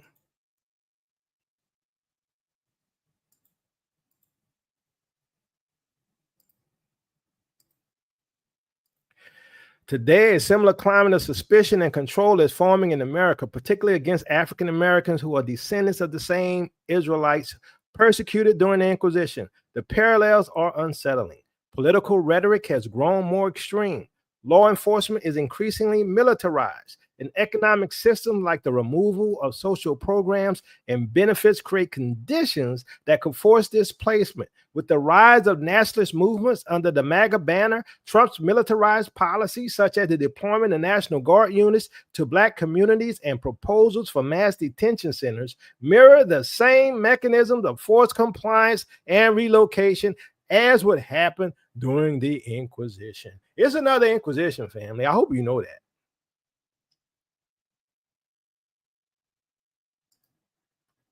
The Inquisition justified persecution through religion.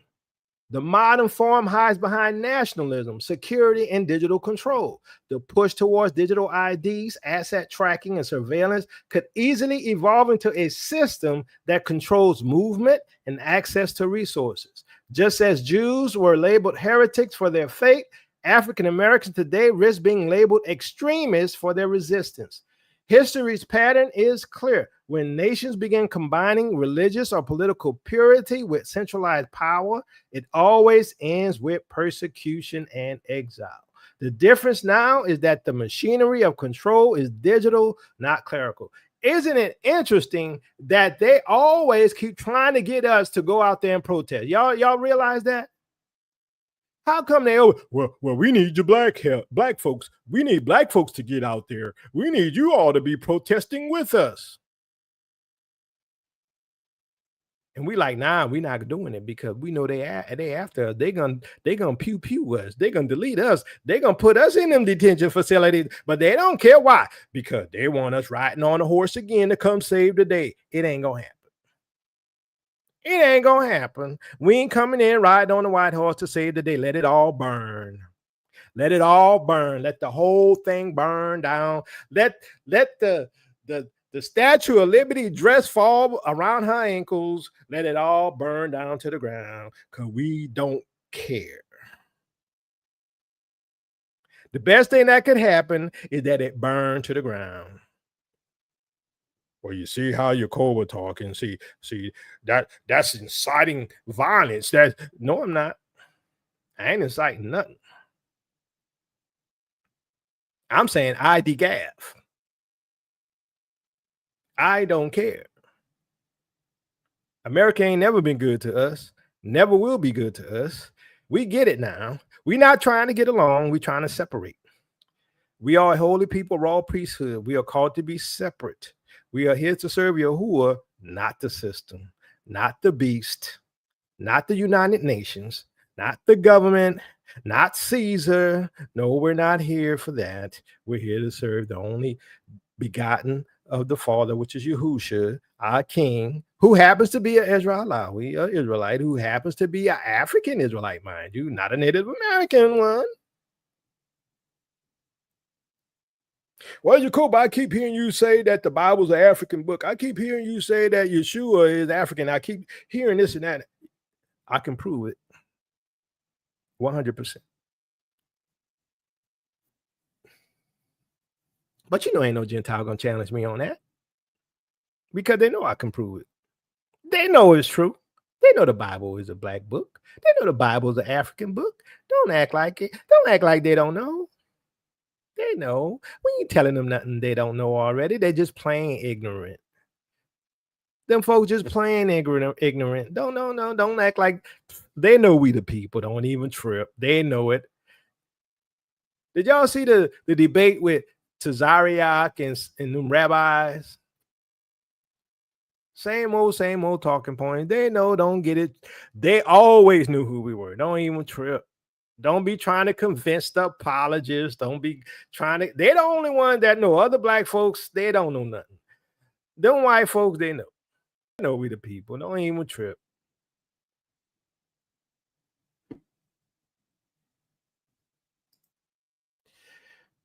So we got a lot of things that's happening.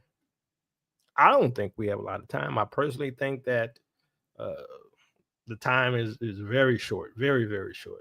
And how this plays out, I'm going to say it like this. When it does play out, we're going to be fleeing. When it does play out, a day's wage for a loaf of bread. When it does play out, some people ain't going to be here. Let me ask y'all something, family. Just on a natural level. When it comes to grocery bills, is the grocery bill sky high crazy? Yes or no? I'm just saying. It is getting bad. I'm like, them food is crazy. It's too much. You know how much it costs to eat now? Oh my goodness. And I ain't talking about a lot of groceries either.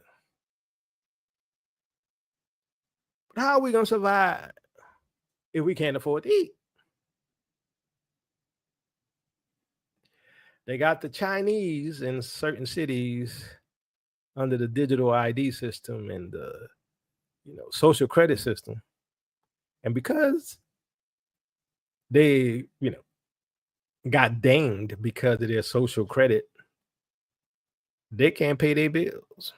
They got a lot of young Chinese on the streets because of the control mechanism that China has implemented, which I don't understand why black folks be trying to sell China to, oh, well, China's a great place. Look where I live. Blah, blah, blah, blah. You couldn't pay me to go to China. You couldn't give me $10 million to go to China. I'm sorry. Ain't happening. Not for me. I ain't never having another nation rule over me ever again. It's going to be Negroes. It's going to be people of my own tribe that's going to be ruling over me if it's not Yahushua. You can forget that. I ain't going to China. I ain't going to Thailand. I ain't going to Latin America. I ain't going nowhere where my people ain't ruling. Ain't happening. I'm not putting myself in that situation again. Not that we had a choice to begin with, mind you. Right? We didn't pick this place. We didn't want to come here. So, fam, if you want to support us, you can. You can go to tailministries.com and click on the donations tab. There's other ways to give there. You can Cash App us, $TOTW7101. And there's a lot of stuff, like I said, too, fam, that, I can't just cover. It's too much happening today. I'm going to say this. Be observant, look at what's happening. Things are changing very quickly. Know that, if you're not prepared at some level, you might have to deal with some difficulties, right? Look, the fact that they shut down the government, the question you have to ask yourself, how long will the government be shut down? Because they already laid off like thousands and thousands of people, right? Now you got the shutdown, which deals with those who still working, but now not getting a check. And some of the military guys are standing in line to get food from the food banks. So what do you think gonna happen in like 45 days? People gonna be starving. And people gonna be knocking you on your head for your wallet. People gonna be breaking in your house for your goods and for your food. People gonna be seeing you coming out of the grocery store with some lamb chops, and they're gonna steal your lamb chop. That's gonna be more valuable than the money. Don't get it twisted. If it keep going like it is, that's gonna be the emergency situation that they're looking for. That's going to be the emergency situation that Trump is looking for so he could bring martial law to bring peace and stability. And I'm going to tell you this as well. That little peace situation going on in the Middle East with Trump was happening there. They're creating their own prophecy, right? They're trying to fulfill the Eurocentric Left Behind story, right? They're trying to fulfill the peace and safety idea of the Bible. It's not true. Now, you know, the Bible says when they say peace and security, sudden destruction come and travail upon a woman with child, and they shall not escape. That's going to happen. But what you see happening in the Middle East is manufactured. That is not biblical prophecy that the Most High has concerning us, concerning the true Israelite. Don't get it twisted. And some of your mores and your pastors are going to teach it like it's prophecy. Just like they teach that whole Gaza situation like it's prophecy. That whole Gaza situation ain't about Gaza that we see in the scriptures and it being under judgment because of that ain't even Gaza. But that's how they do. They twist stuff just like they twist the scriptures. They change the Messiah. They change the people. They change everything. Oh, yeah, we can prove everything we say.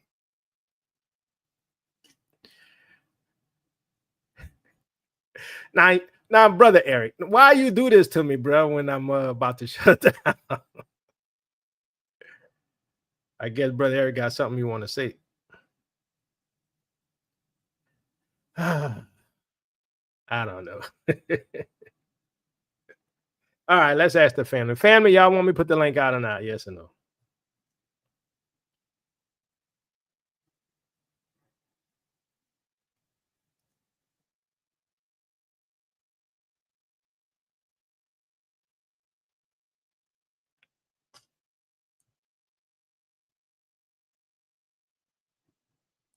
All right.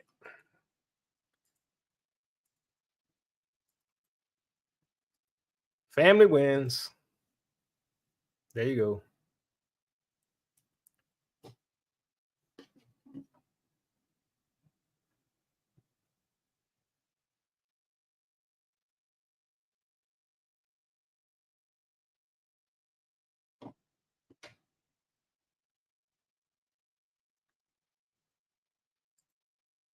That's Taylor's email right there. If y'all want to email me.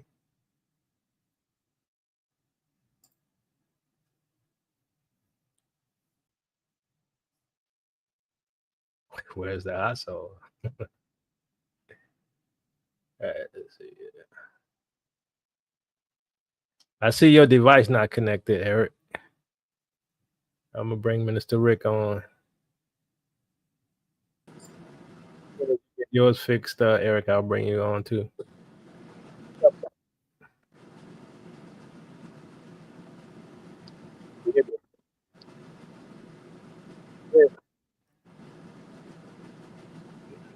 We don't hear you.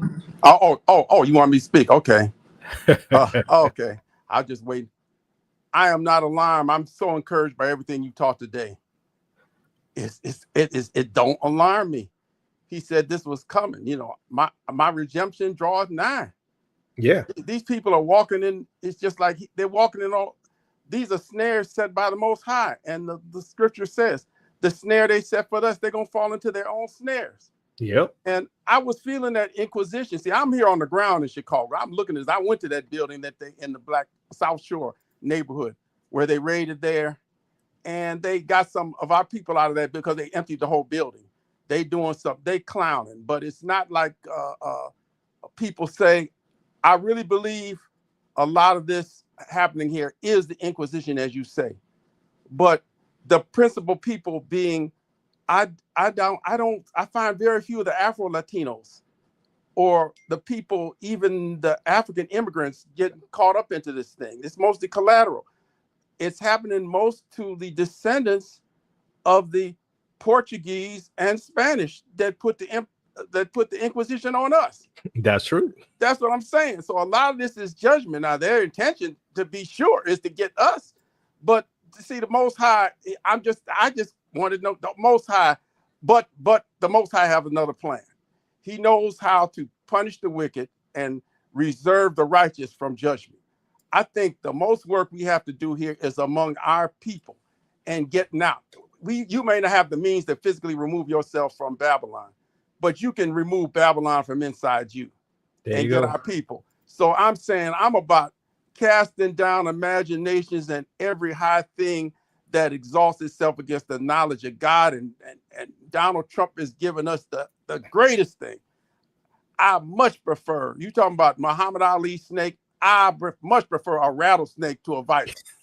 He gonna shake that tail and let us know. See, and then you like you say, you can go to your family now. Do you hear me now? They see it now. So he doing the work. You see, I just don't like that tone. This is good stuff. This is good stuff. That King Alfred, that we had government booklets with King Alfred plan. Somebody might have wrote it up as a novel to hide it, just like 1984. But yeah, that's real. That is absolutely real. That's when they killed Fred Hampton and people like that. We were trying to get. We didn't call it woke then, you know. We were getting physically involved. And the thing over there, everybody was on point of trying for liberation, but the argument was a militant or nonviolent. But I saw some government books with that King Alfred plan in it that they were getting. I was in high school, and there were certain people that were stealing that. That's the kind of stuff that got Fred Hampton and then people killed. So there's a lot of that stuff. So that is absolutely right. But they didn't have the technology to do it then.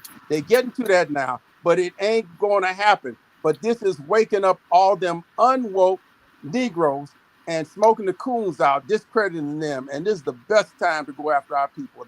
I'll rest with that. All right. So now we know why they were looking for a black messiah, Brother Karras.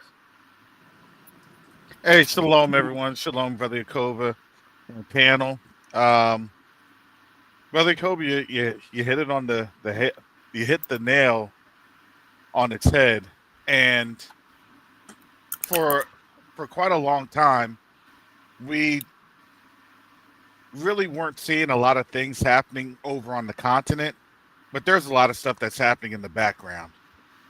And what you see that is in the background, once it starts to go to the foreground, especially with Ghana and Ghana taking deportees, right? Yeah. And then you have Burkina Faso not taking deportees. And now the government is saying that they're trying to restrict visas and access to the United States. And you know, the reality is that really a bad thing? You know what I'm saying? To me, it's kind of like this.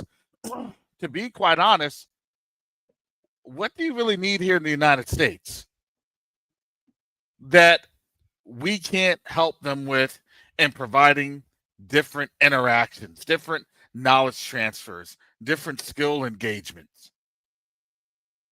You know, what they're seeing is they're trying to run here to a place that's dying and glean information. I mean, yeah, we have some technological advances, but the reality is they could do that all themselves if they were to get the machinery from China, which they're certainly able to do.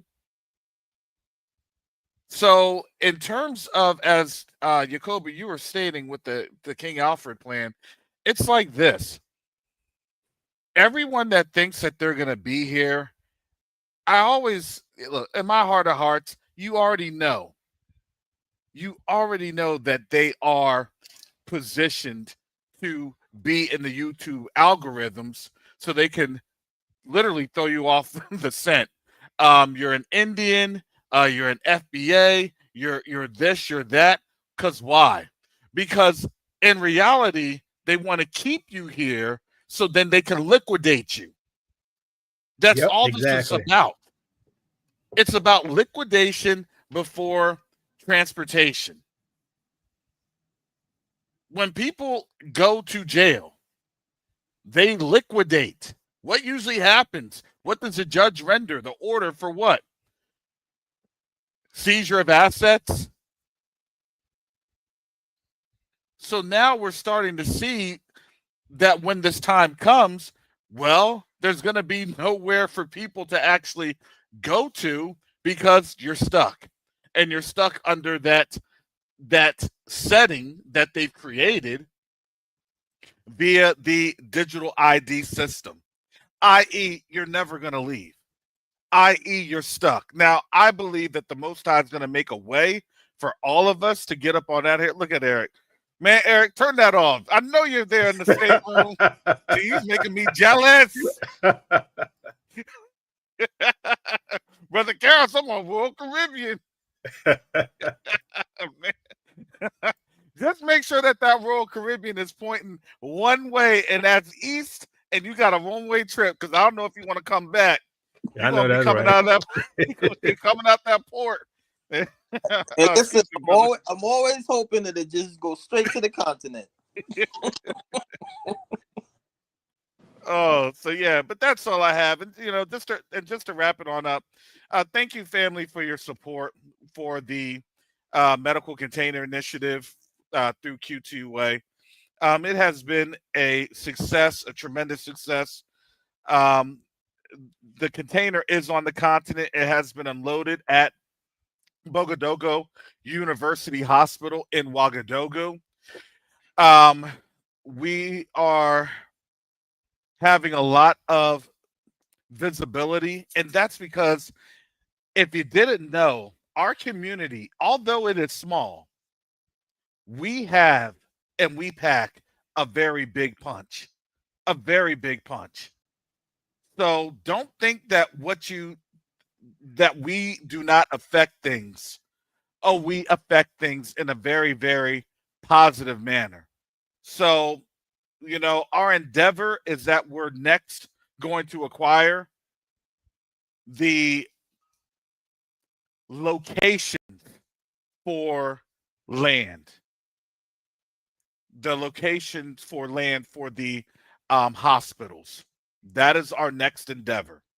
So, Most High willing, we will be able to be in that position. There's a lot of things that I'm lining up in the back end, and then things should, with the Most High's favor, move very, very quickly. So with that, you already know, Yakoba, look, COINTELPRO be watching. So, so I'll leave it like that. All right, shalom, everyone. Thanks, brother Karis. Karis, are you still in Burkina Faso? No, I am back home in Tampa. Well, I mean, okay. I'm back in captivity.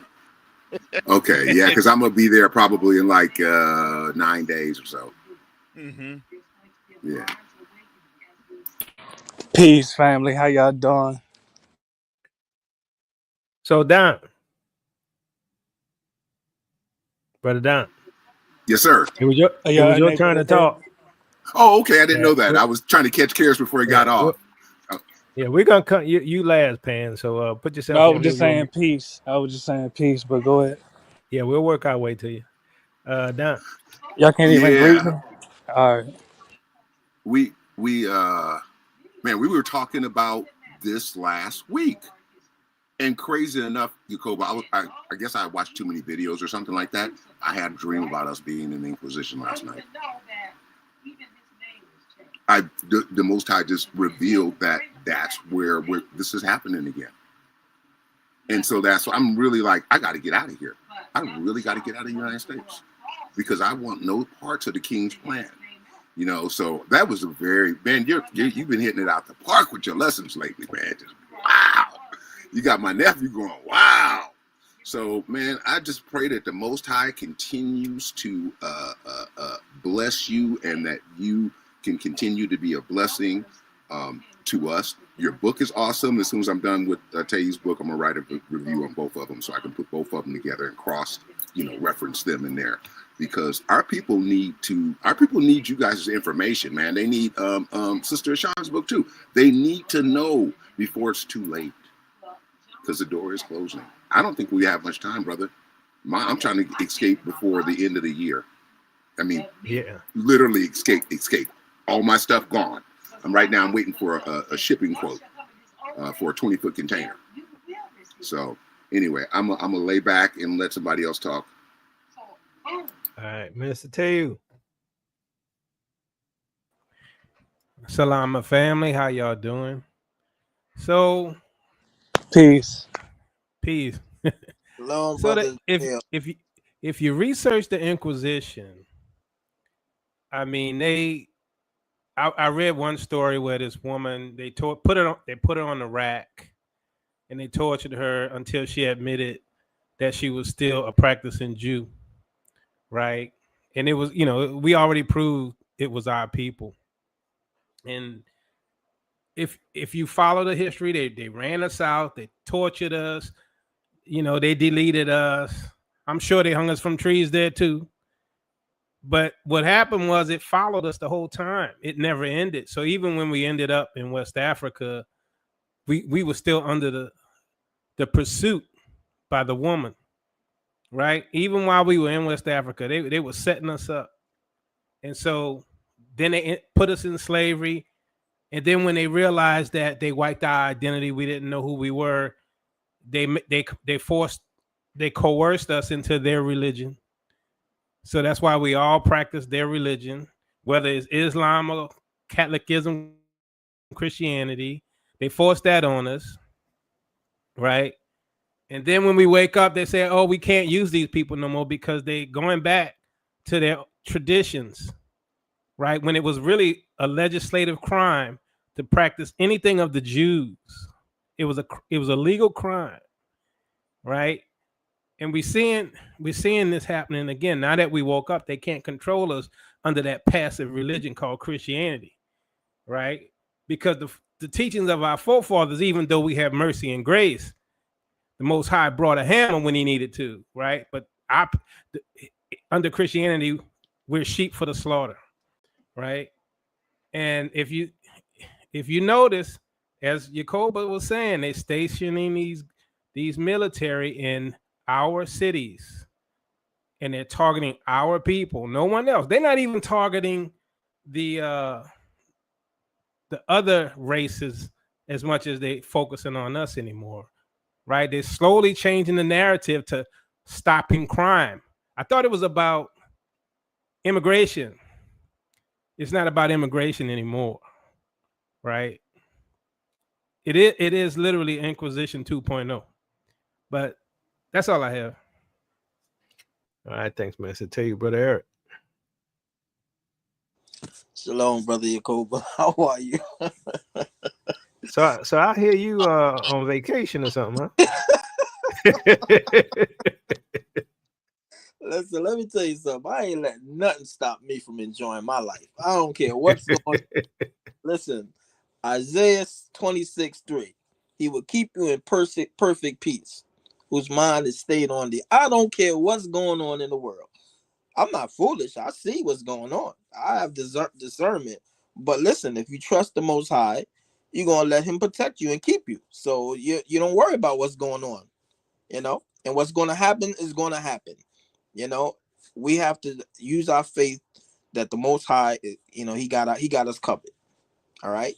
So, but Brother Teo was spot on. Listen, it's all about us. It's always been about us, and we're the target. Now that guy CK got murked on national television. They know who did it. They apprehended him in the whole 9 yards. Do you notice they don't talk nothing about this guy? You don't hear nothing about this guy that did him dirty. And it was quick to blame us, right? Quick to blame us. Even now, they blame us for something that we have nothing to do with. That's always been the case. Why? because we the people. It's just that plain and simple. Now, I don't know if you guys remember a few years back, the leader over in that place that they call the Middle East. And he gave those Africans that was there, that was migrating there, a choice. He gave them he said for, I don't know, $3,500 or some foolishness, $4,000, we'll give you this if you leave. If you leave our country. Some took it, some don't. The ones that didn't, they got put in jail. Right? Now I call that an offer, you can't refuse. I believe, I don't know how long it's going to take, and I could be wrong. Y'all know my disclaimer. I could be wrong. But I think number 47 is going to make us an offer we can't refuse. Yeah, I think so too. To leave here. Yep. And some of us are going to take it, and some of us are not. Yep. Those of you that don't take it, shame on you. Woe on to you if you don't take that option. Because that's going to be a huge mistake if they don't. That's right. What's going to happen to you if you left here, only God can help you. That's all I got to say. Love you both. Keep up the good work. Don't let anybody, I always tell you, don't worry about the deniers, the lies, and the scoffers. They're going to have their judgment. They're going to get their reward. You guys just stay focused on your mission and keep doing what the Most High tell you to do.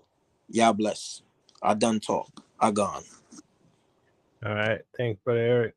Brother Doug. Shalom. Brothers and sisters, how you doing? Doing good. How you doing? I'm doing well. I'm doing well. I'm doing Brother much better. Brother Doug, I like your eloquent words you be posting, man. I do appreciate that. I do appreciate it. I, sir, am just gobsmacked at your teachings lately, specifically, Yacoba. It's interesting because you wonder, I've been listening to you for years. You know this. You know the reason I have a show. I have a live. And in listening to you, you think that you're getting the meat you're preparing. You saute it, you season it, you plate it up, and you hand it to us. And there's, if you find some bones, throw them away. If the meat is the reason you prepared. And I'm amazed at how well you continue to improve your recipes. Today is no different. Very interesting. One of the last things I got into was the information about the Inquisition. I'm very late on that boat. And to hear you describe the parallels between what is most certainly to come and what is past is just, it's just amazing. It is informative, it is educational, it's eye-opening, but more than that, it solidifies all that you've been saying over the years. It really puts in perspective the fact that you've not been in error, you've not been wrong, you've not been off. And of course, your detractors and your haters, trying to do everything they can to stay relevant and keep focus off your success in informing Negroes, I believe for them is a waste of time, and they'll have a penalty to pay for that action. That aside, I too am waiting for the offer from Mr. Trump. I believe as well that may be some of us, that may be the only option that some of us have. I have looked in every direction. I too have been staved off at every corner and every turn, every door I try to open, try to leave. And I just can't seem to find footing on the exit strategy. Now I'm prepared. I have 3 go bags, not 2, 3. I feel good about that. Keep them on hand. And what I await is that mechanism, that touchstone that is most certainly on the way, that tells Negroes that they better get elsewhere and stay elsewhere and flee. Aside from that, if there's an offer made by Mr. Trump to leave, I'll take whatever he's giving and be gone, as long as I'm away from these creatures, these beings, because they are as vile and as violent and as predatory And it's because of these kinds of gatherings that they're most terrified. If you don't think they're watching us, if you don't think they've got their eye on us, what they're doing, Yacoba, is they're watching us in silence. I need you to know that. Oh, they got plans for you. They got plans for me. People I ain't like scared us. of them. I'm not scared of them either. And I think what's most interesting about that statement, Yacoba and Teyu, is that they know you're not frightened. Yeah. They know that you won't be intimidated. They know that you have prepped for years for the Inquisition that they have planned for you. And it may be in their best interest to simply offer us something to leave, because to take us into custody and start torturing us and give us ultimatums, we're going to look at their face and probably say some horrible things to them. We're going to hurt their feelings really bad. I intend to. I've thought of a few things I'm going to say to a few of them while they got me tied up trying to torture me. I guarantee I'm going to make them real mad, and they're going to end it real quick, because they're going to realize that there's no getting around getting this Negro to say something other than what he's going to say. I can imagine what you're gonna say, brother. I have been. Whew, I've got a script ready. I've been writing scripts for 30 years. I got a script ready. And I'm going to start out with, I've been waiting for this day. You can tie that a little tighter if you need. I've been waiting for this day. I got something for all of you. But I think that's another reason it may be in their best interest to offer us something to get out. Yeah. Because I don't think they're going to find cooperative Negroes in their care if they decide to take us into custody. I just don't think it. I don't see it. I think they know they have a problem. And it's most interesting when you hear Jewish officials say with a serious face that black men are the #1 threat to the state of Israel. My God, I don't have a nuclear bomb anywhere in my arsenal. I've looked. I don't have the proclivity toward bombing, kidnapping, killing, murdering. I'm not into that. I haven't approached a Jewish person to give them any cause for fear. They have far more pressing enemies most near, and I'm wondering why they seem to single us out as the #1 threat to their existence. I wonder. Could it be that we the real people? Could it be that we know a few things they don't like us to know? But it ruins their plan, right? It does I mean, ruin it. because Yeah. we're talking and revealing who we are, that ruins the whole narrative they've been pushing, trying to get the Christian community to back them. So that's what they fear is the Christian community saying, "Oh, you mean Revelation 2:9-3:9? Totally different view toward them going forward." And I didn't know that was you talking until I looked and saw your finger popping up and down there. Tell you, y'all have the exact same tonality and voice structure and cadence. That's scary. And I agree. I think as well, Teo and Yacoba, that we've been on this for so long, for years. Since I woke up, you guys have been on this far longer than I have. But this awakening, this fully wokeness that I'm experiencing, we've been on this so long. You would think that if there were definitive proof and evidence that they could present to us that we are not who we claim to be, they would have circulated this in our communities, dropped flyers from the heavens into our neighborhoods, gone directly into camps and presented the actual step-by-step evidence of here's why you are not true Israel. And they're not doing that. They're not doing that.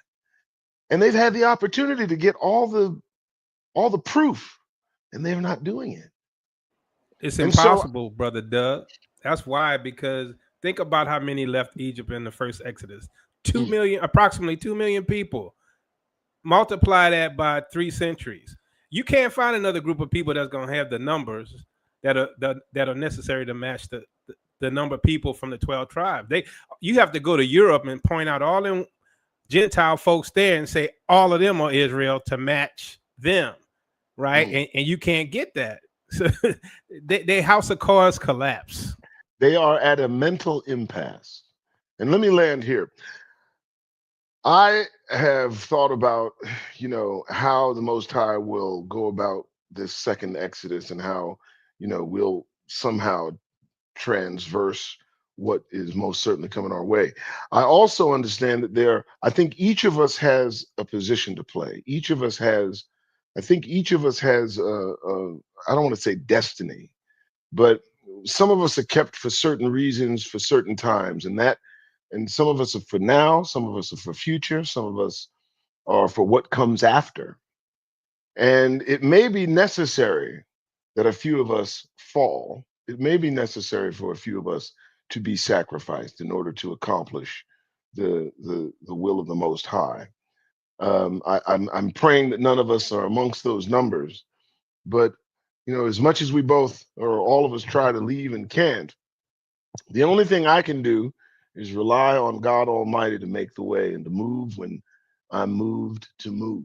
That's really it. And when I hear things like this program that give that comparative between the Inquisition and the movements made by Donald Trump and Project 2025, it just reinforces the need to stay ready, the need to stay prepared to move at any moment and to leave all of this behind. I've told my wife unequivocally, and anyone else that may listen, when it's time to go, I'm leaving. And I want anyone within the hearing of my voice to understand, your choice to stay will be yours to deal with, because when it comes time to go and it's the opening presents itself and you see me moving, move with me or stay behind, because I will not waste my time when that time comes trying to save you. I've spent enough time putting myself in the spotlight of speaking as much truth to power as possible. When time comes and it's time to go, you see me moving, I would say that you might want to consider just getting your bag and coming with me. Otherwise, you'll be left behind. And that's for anyone. And I mean that. No relative, no friend, no associate, no one is worth this existence I've worked so hard to maintain.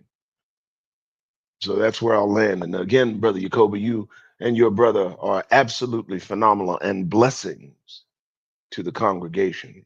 And you need to be protected at all costs. I land there. You have a wonderful day. Thanks, Brother Doug. Pan. Peace, King. How you doing? All right, how's it going? I'm all right, and I'll be brief because it seems like there's other people that want to jump in. And just for the rest of the orators, please let's keep our comments brief, just so the other people could get in, and I'll get right to it. Just like, and when I say this, it has nothing to do with emotions, but I'm trying to illustrate a point. The reason it's a good thing that the illegal aliens are being deported was demonstrated on this panel. And once again, there's no emotions involved, but I'm just saying this to articulate a point. Can Just you as, repeat that? Because you went silent for a sec. are you able to hear me now? Yeah. Yes. When I say this has nothing to do with emotions. I really think God did this to illustrate a point in real time. Now, just as when I came on the panel and I greeted all of the panelists, I was not greeted in response. You all as panelists should understand why we don't have to greet the illegal aliens in the U.S. It's a great thing that all illegal aliens are being deported, just as if we went to their countries illegally, we would be deported. So it's a beautiful thing. And in closing, uh, mass deportations are essential to preserve the communities of descendants of U.S. chattel slaves. If we don't get the masses of immigrants out the paint, our future generations won't have any communities to grow up in. Really, not where they are the majority. They will be outnumbered by foreigners in their own country. And I'll say that in closing. My question to you, Pan Mulattoism. Mulattoism, but yes, sir. Mulattoism? Do you see yourself as more of a white European? Well, with all due respect, clearly not. You see, my name is Pan Mulattoism. Well, And I mean, I see well, go ahead. Afro-Eurasian, right? Exactly. So I'm saying you're embracing that side, right? Whether your ancestors were raped or not, correct? Well, did you hear your initial question? You asked me, do I see myself as more of a European? Well, clearly you just read I'm an Afro-Eurasian American. So I'm embracing Okay, all of my is that ancestors. 50-50 then? That's No, 50-50? well, brother, that's 4 different races mixed together, so it's not 50-50. No. Okay, but I mean, you specifically highlighting 2. If you say you Well, have 4, Afro-Eurasian American.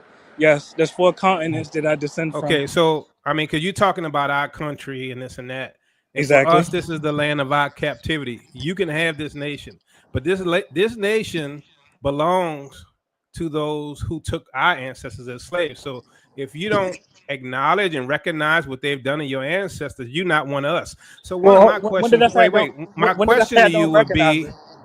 my question to you Uh would huh. be, why do you come here? You think you Israel?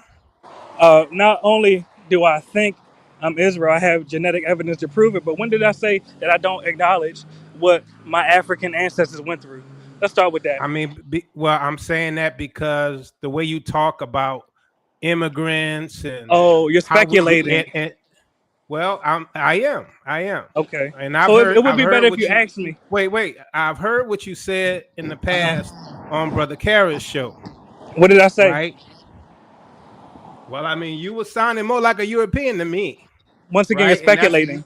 You're well, I'm speculating, saying brother. that's how you were embracing your based on That's your your language. That, you said emotional things. assessment. What you said on Kara's show was that you would turn people in who were immigrants. It doesn't matter if they're Mm-hmm. Asians. It don't matter if they, Exactly.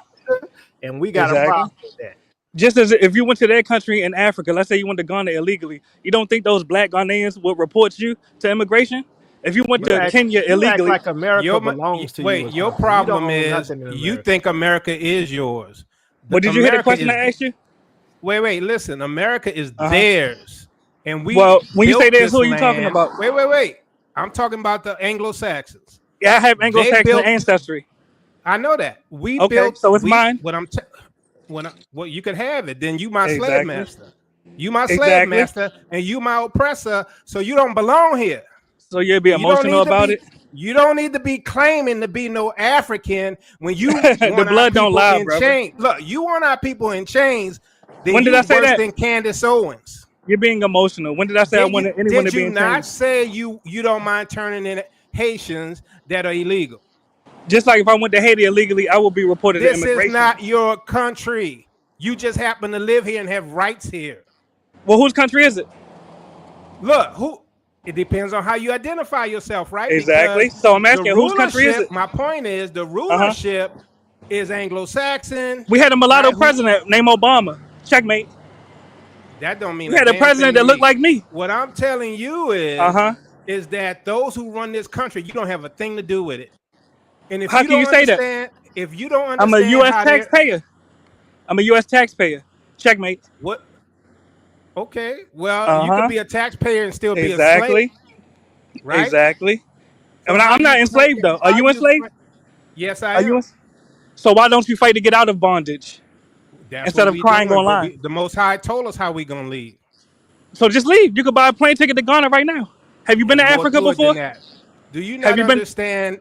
Do Have you you been to not Africa? understand? Hold on, I'm brother. not arguing Do with you. you not understand how the Anglo-Saxons dominate and control all these nations right now? So If fight we the go back, Anglo-Saxon instead of crying online, brother. Have you been to Africa? I've been there. Have you been to Africa? dude, potato. What I'm talking to you No, I'm about saying, is have you been to your Africa, brother? Candace Owen thinking. That look, you already That's know how we feel about uh-huh. this. I'm asking you why you even come on here because you're not Israel. You're an Anglo-Saxon Brother, my who DNA hates your proves I'm own Israel. people. No, But have your you been to DNA Africa? proves you have Israelite blood. Exactly. Have you been to Africa? That you no, I I haven't. answered your question. Answer mine. Have you been to I Africa? Yes just or no? did. I just answered you. You said yes or no. I said no. All right, brother. Start there, brother, before you tell me about Africa. Actually go. I've been there. I I can tell didn't you my tell you. tribe. I can Did tell I you my mention? tribe. Did I I can tell you mention my tribe. Africa? I visited my tribe in Africa. You haven't even done that? The only thing about Africa I said is that it's controlled by the Anglo-Saxons And as I'm telling you to well. go to Africa and free it of the Anglo-Saxons and the Chinese and the Arabians instead of crying online in the U.S. What that got to do with you talking about Go that this free your land is land. yours? It Do your is. people make policy? Do your Yes. people? I'm a No, lobbyist, they brother. You don't. got the Man, right get out one. of here. I'm a Get out of lobbyist. here. Professionally, I'm a lobbyist. Checkmate. Anyone listening, you can go to my page. You can go to my page. I'm going to tell you right now. You got the right one. I'm going to tell you right now that you're a Candace O and Uncle Ruckus, All right, dude. brother. That's your emotions, brother. I'm tired of hearing your trash talk going against our own people, and I'm That's your letting you have it emotions, right brother. now. I'm glad I'm on here with you because Well, go ahead, you Vent. don't belong Go ahead, here. Vent. I'm All glad right, go ahead, I Vent, get brother. to tell you that you are a coon. I'm glad I'm telling you that you embrace your white side more than your black side. All right? All right, now that we got the lies out the way, when you going to go to Africa and help free your land? Checkmate. I have every intention of doing that. When? That ain't your business. Checkmate. Where's the All checkmate? right, brother. That's my point right You there, know how to brother. play chess? You fake. I got your land in checkmate? Africa right now. I got land in Mulatto, Cameroon right Let now. me ask you this. Yeah. Question. How Yes, old brother. are you? How old are you? I'm 37. Because you sound like you're 20. No, I'm youthful. I'm very youthful. You're Yes. immature. You're immature. I got 3 wives. They don't think I'm immature. You got Checkmate. what? I got 3 wives. They don't think You I'm got immature. African wives? Yeah, I got 3 wives. Yes. Shout them out. African wives? 2 of them Puerto Rican. Let me answer that. 2 of my wives are Puerto Rican. 1 is a mulatto American. I love all of them. Puerto Ricans or pure Puerto Ricans? Mulatto Puerto Ricans. Mm-hmm. All right, brother Doug. Yeah. All right. Look, You just got. I'm You sorry. got. I'm gonna come to But you, I Timmy, actually but go to Africa I know brother instead of talking Doug about wanted it to online. comment on this. Let me in here just for a minute. Peace, brother. How you doing? Mulattoes. You could read, brother. Okay. You could read. Okay. How you doing? Hey man, first and foremost, Yes, check sir. your tone and check Brother, your tell them tone. check your tone, brother. Listen, Pam. I'm giving you the same Be energy. quiet. That's what I want you I'm to giving do. you the same energy, No, I brother. want you to be quiet. All right, make your Now, point, Elder. I want you to be quiet. That's the Go first ahead. point I wanted to make. Be quiet. Uh-huh. Now, let me first tell you something, 30-something year old. You're amongst men here. This isn't about child's play. We're not here to Have you been to contend with Africa, you. brother? Shut up, son. Be quiet. Have you been to We're not Africa, shut up, Elder? son. Be quiet. But Elder, have you We're been to not shut Africa? up, son. Be You're quiet. being emotional, This brother. is no my red point herring. is, Just sir. let Hold him on. My talk. point is, sir. Why don't you Thank you. listen? Mute yourself and be quiet. Now, you are among men here. These are grown adults who have been doing this for quite a long time. You came on the panel, I suppose, to create this kind of havoc because you are young and I'm certain you think you just have all the answers and you very rude, very condescending, and really disrespectful. You are not on the page that we are on. You are on a different page. So why would you come to this platform and try your best to be as disruptive as possible in the face of the hosts who gave you the privilege of bringing your narrow ass on the panel? As opposed to showing some respect to your elders, you'd much rather run your mouth reckless. And here's the issue. When you ask a question, do yourself at least the favor and the courtesy for others of keeping your mouth closed until people are able to answer the question in full. You're not putting anybody in checkmate. You're playing checkers. Have you been to Africa, Elder? You're what I consider a mental midget. You've Have you got been to multiple Africa, wives. Elder? You've got multiple Oh, all right. wives.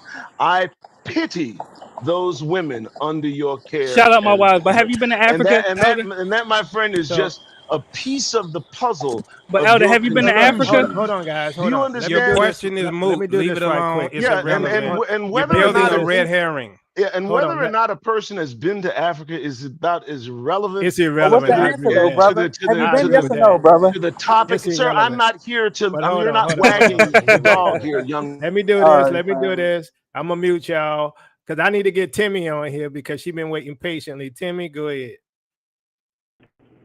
Good evening. How you guys Peace. doing? This Peace, is Tammy. Much love. how are you? Yes, this is a lot of chaos. Hello to everyone, and praise to y'all.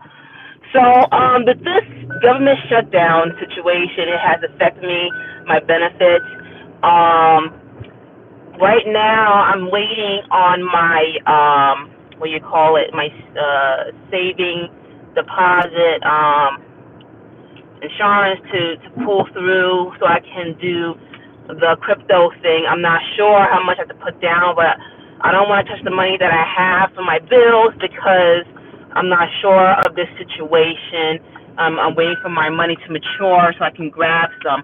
I'm also trying to process for Ethiopia. Now, I've been to Africa, and depending what part of Africa you go to, it's chaotic. It's certain places where you have to know these people. They do exploit Americans, particularly Black Americans, and they still have a cool mind. However, the Gen Z generation, the younger generations, are becoming rebellious. My mom went over there, and there was people who slight her because they try to push a white person in front of the line when they were in the airport. My mom walked all the way up there. Everybody was waiting for hours. She walked up there, cussed them the hell out, was about to fight those people over there and push the people out. The white woman said to her, "Do you know who I am?" She said, "I don't give a damn. I don't care. We were waiting here. You're going to take your ass back in the end of the line."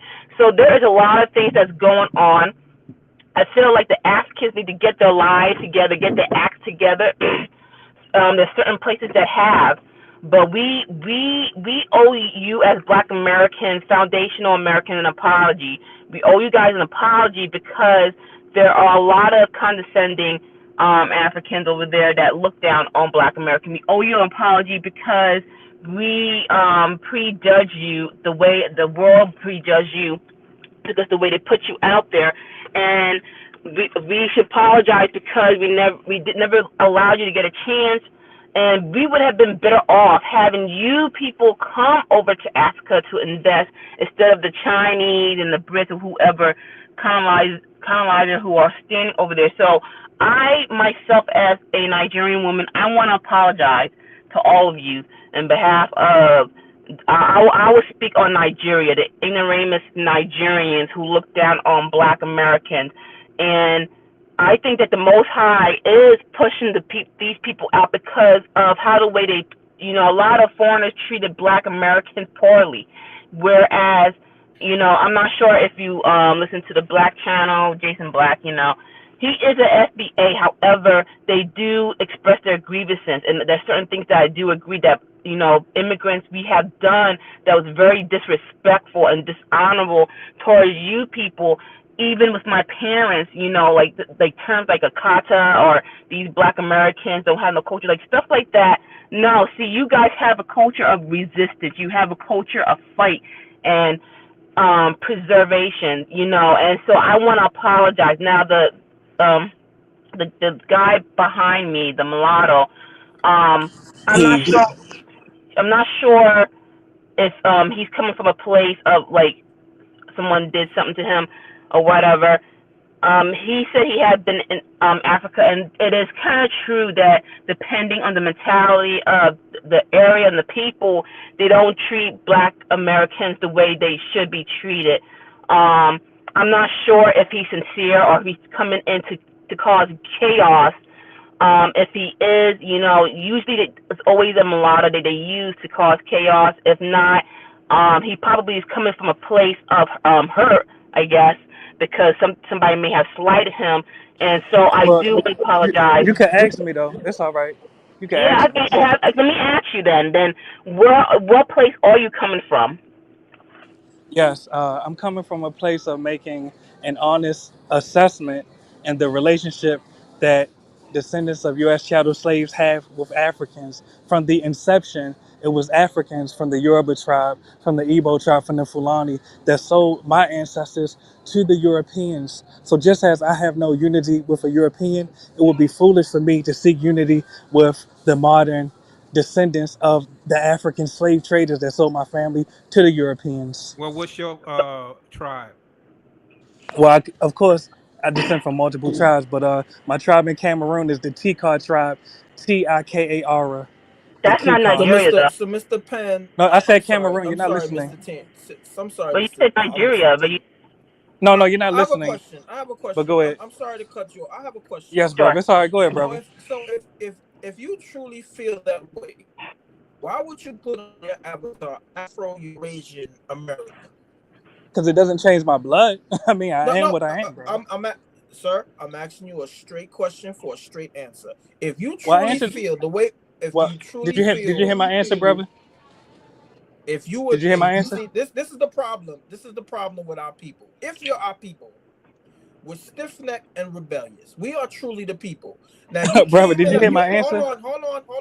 Oh, all right, go ahead. You Go came ahead, in a Vince. space, right? You came in a space that was positive and was uplifting and giving information to our people that's truly needed, so we can suffer the least amount of casualties possible. And you came and you brought distraction and chaos. Do you realize that? Did you hear the answer to my question? Respectfully, you might have forgot your question. You asked me why Well, did I can include? you tell us? Oh, go Can you ahead. tell us again? Go ahead and tell us again. Yes, my answer is, and sister, I appreciate you for moderating peacefully.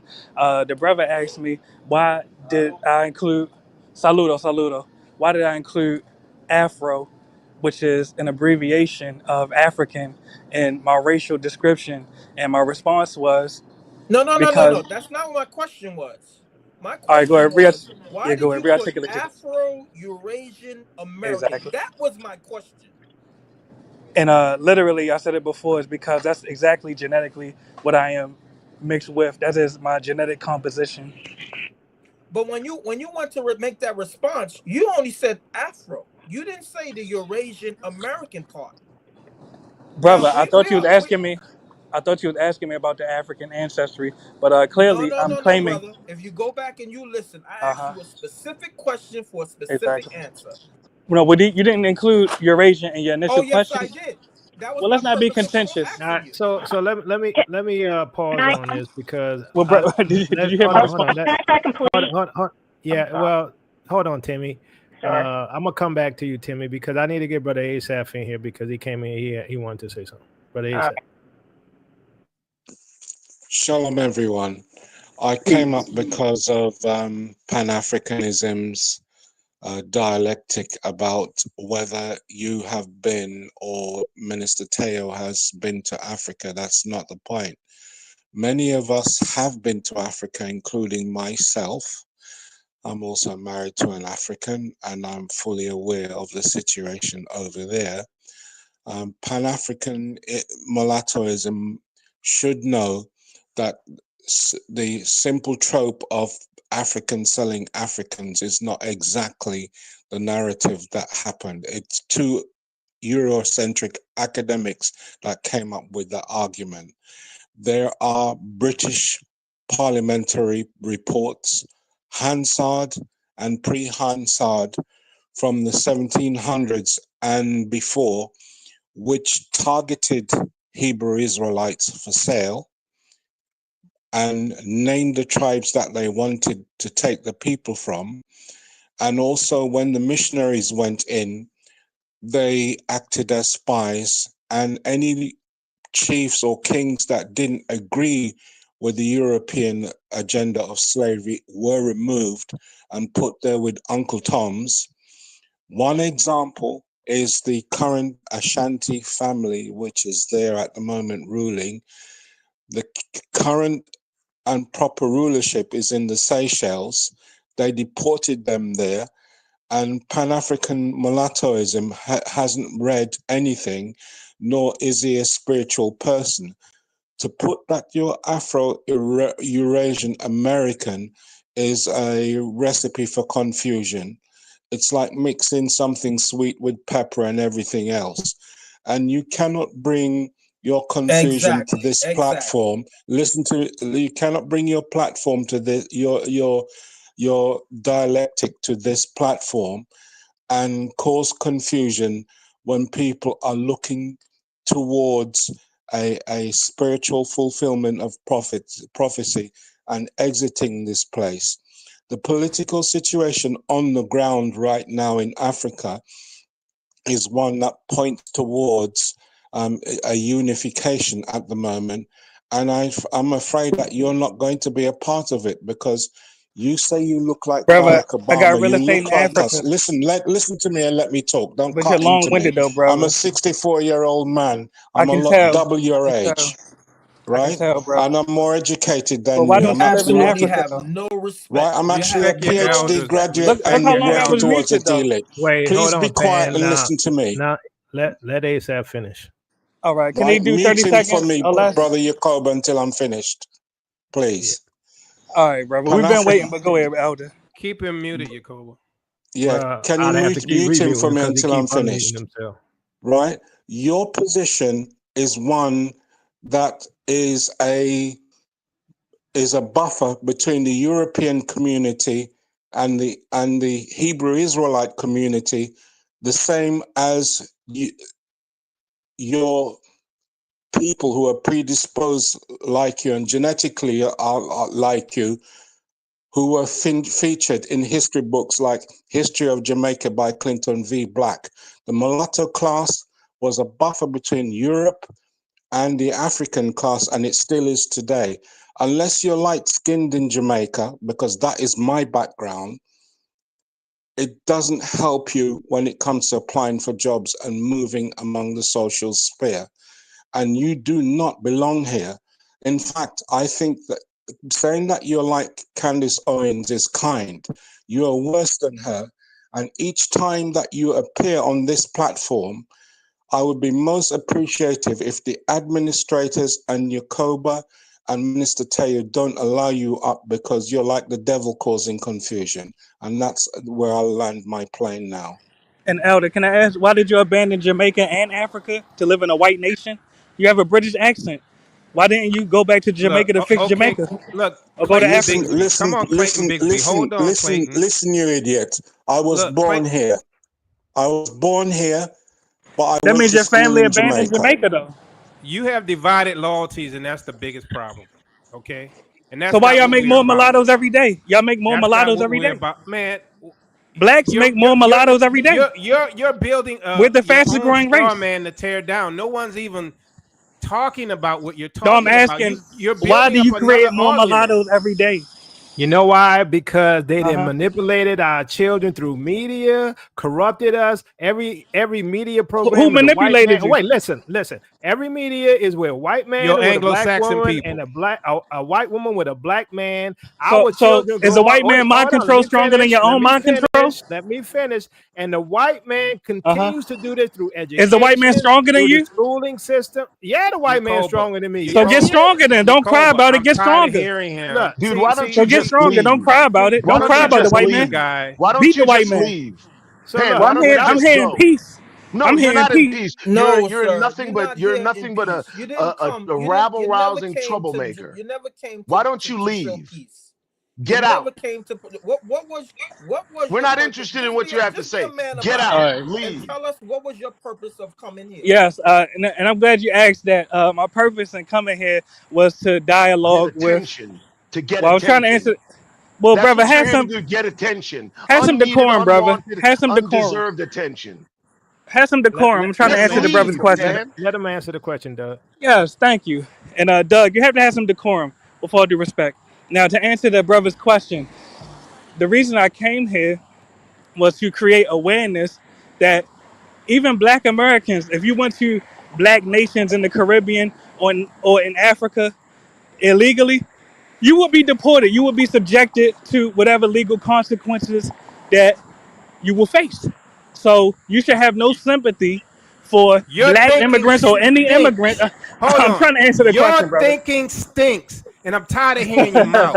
Have some Okay, decorum, because brother. look, I want to say hold on, something before you throw him hold out on on, the hold street. on, guys. Let me Wait, finish. let Mr. Look, Taylor finish. the Haitians, he wants to deport them when they were a bus stop over, right? Same people, same bus ride, different bus stop, and he wants to treat them like they're not our people. And this kind of thing, I'm like, he causes division. All right, we all Can you go to that hold country on. Let me illegally? finish. You cut me off. Look, dude, I'm You talking. cut This me is my off. channel. Dude, This just my leave. channel. All right, right, brother, go ahead. You are pushing divided loyalties. You act like you have some kind of right in the United States, when in reality you control nothing, you influence nothing, and you're nothing but a pawn and an asset that they use until they're gonna get rid of you. And so that's why I compared you to Candace, because Candace, I don't think likes her color. Right? She does some good things intellectually, But I love my color though, so we have that. Candace We're different. does not like her own people. But I'm not more and Candace though, more, brother. look, I know you sounding more and more like Clayton Bigsby. All right, No you one sounding laughed. more and more like Dave Chappelle. No one laughed. That's because we got respect. We're You letting him sound more talk. and more like Dave Chappelle's little cracker dude. I can't wait till we get rid of them niggers. Praise And white Jesus. This is the most attention he's gotten in a long time. I I call know, but It I is. hope It's the you most. Cobra You Black got call- how many guy wives? because You got how many wives, and you're he's here? here to sow talking us? division. You got how many wives, and you're here? What are you? Is this? Why are you taking care of your wives? Is this? What is it? What is Can it? I? What is it about it being here that you must have your presence amongst people that don't think as you do, don't believe what Can you I answer believe? that? You sound as if you're just a clown who's desperately in need of some attention. You've gotten the attention, and what I would love to see you do is have some grace that you keep trying to get everybody else to, and leave, because you're a little gnat, an annoying Okay, little look, child. I'm gonna apologize to the leave. family because I did start this thing, but I'm gonna tell you that these type of people I have low tolerance for. Brother Teo, Right? there's no need for you to apologize. See, the people like this need to be exposed. And I'm gonna tell you something, sir. Listen to me. Just hold your peace for a moment. Let me finish what I'm gonna say, and then you can say what you want. You can exit or you can continue to cause distraction. It's all right. Go ahead, brother. So now listen, sir. When you entered this space, you didn't understand that this is a family affair, that we're trying to protect our people, that we're trying to do the best we can under the extreme circumstances, that only an ignorant person that can't see what's going on, that we are under attack. You entered a space that was trying to bring some kind of guidance and reassurance that the Most High got our back in spite of all that's going on. And you came in here with nothing but distraction and confusion. And you did that amongst elders. I'm going to be 60 years old today. I know I don't, this year. I know I don't look it. But I have enough sense to know when I hear wisdom, I should listen.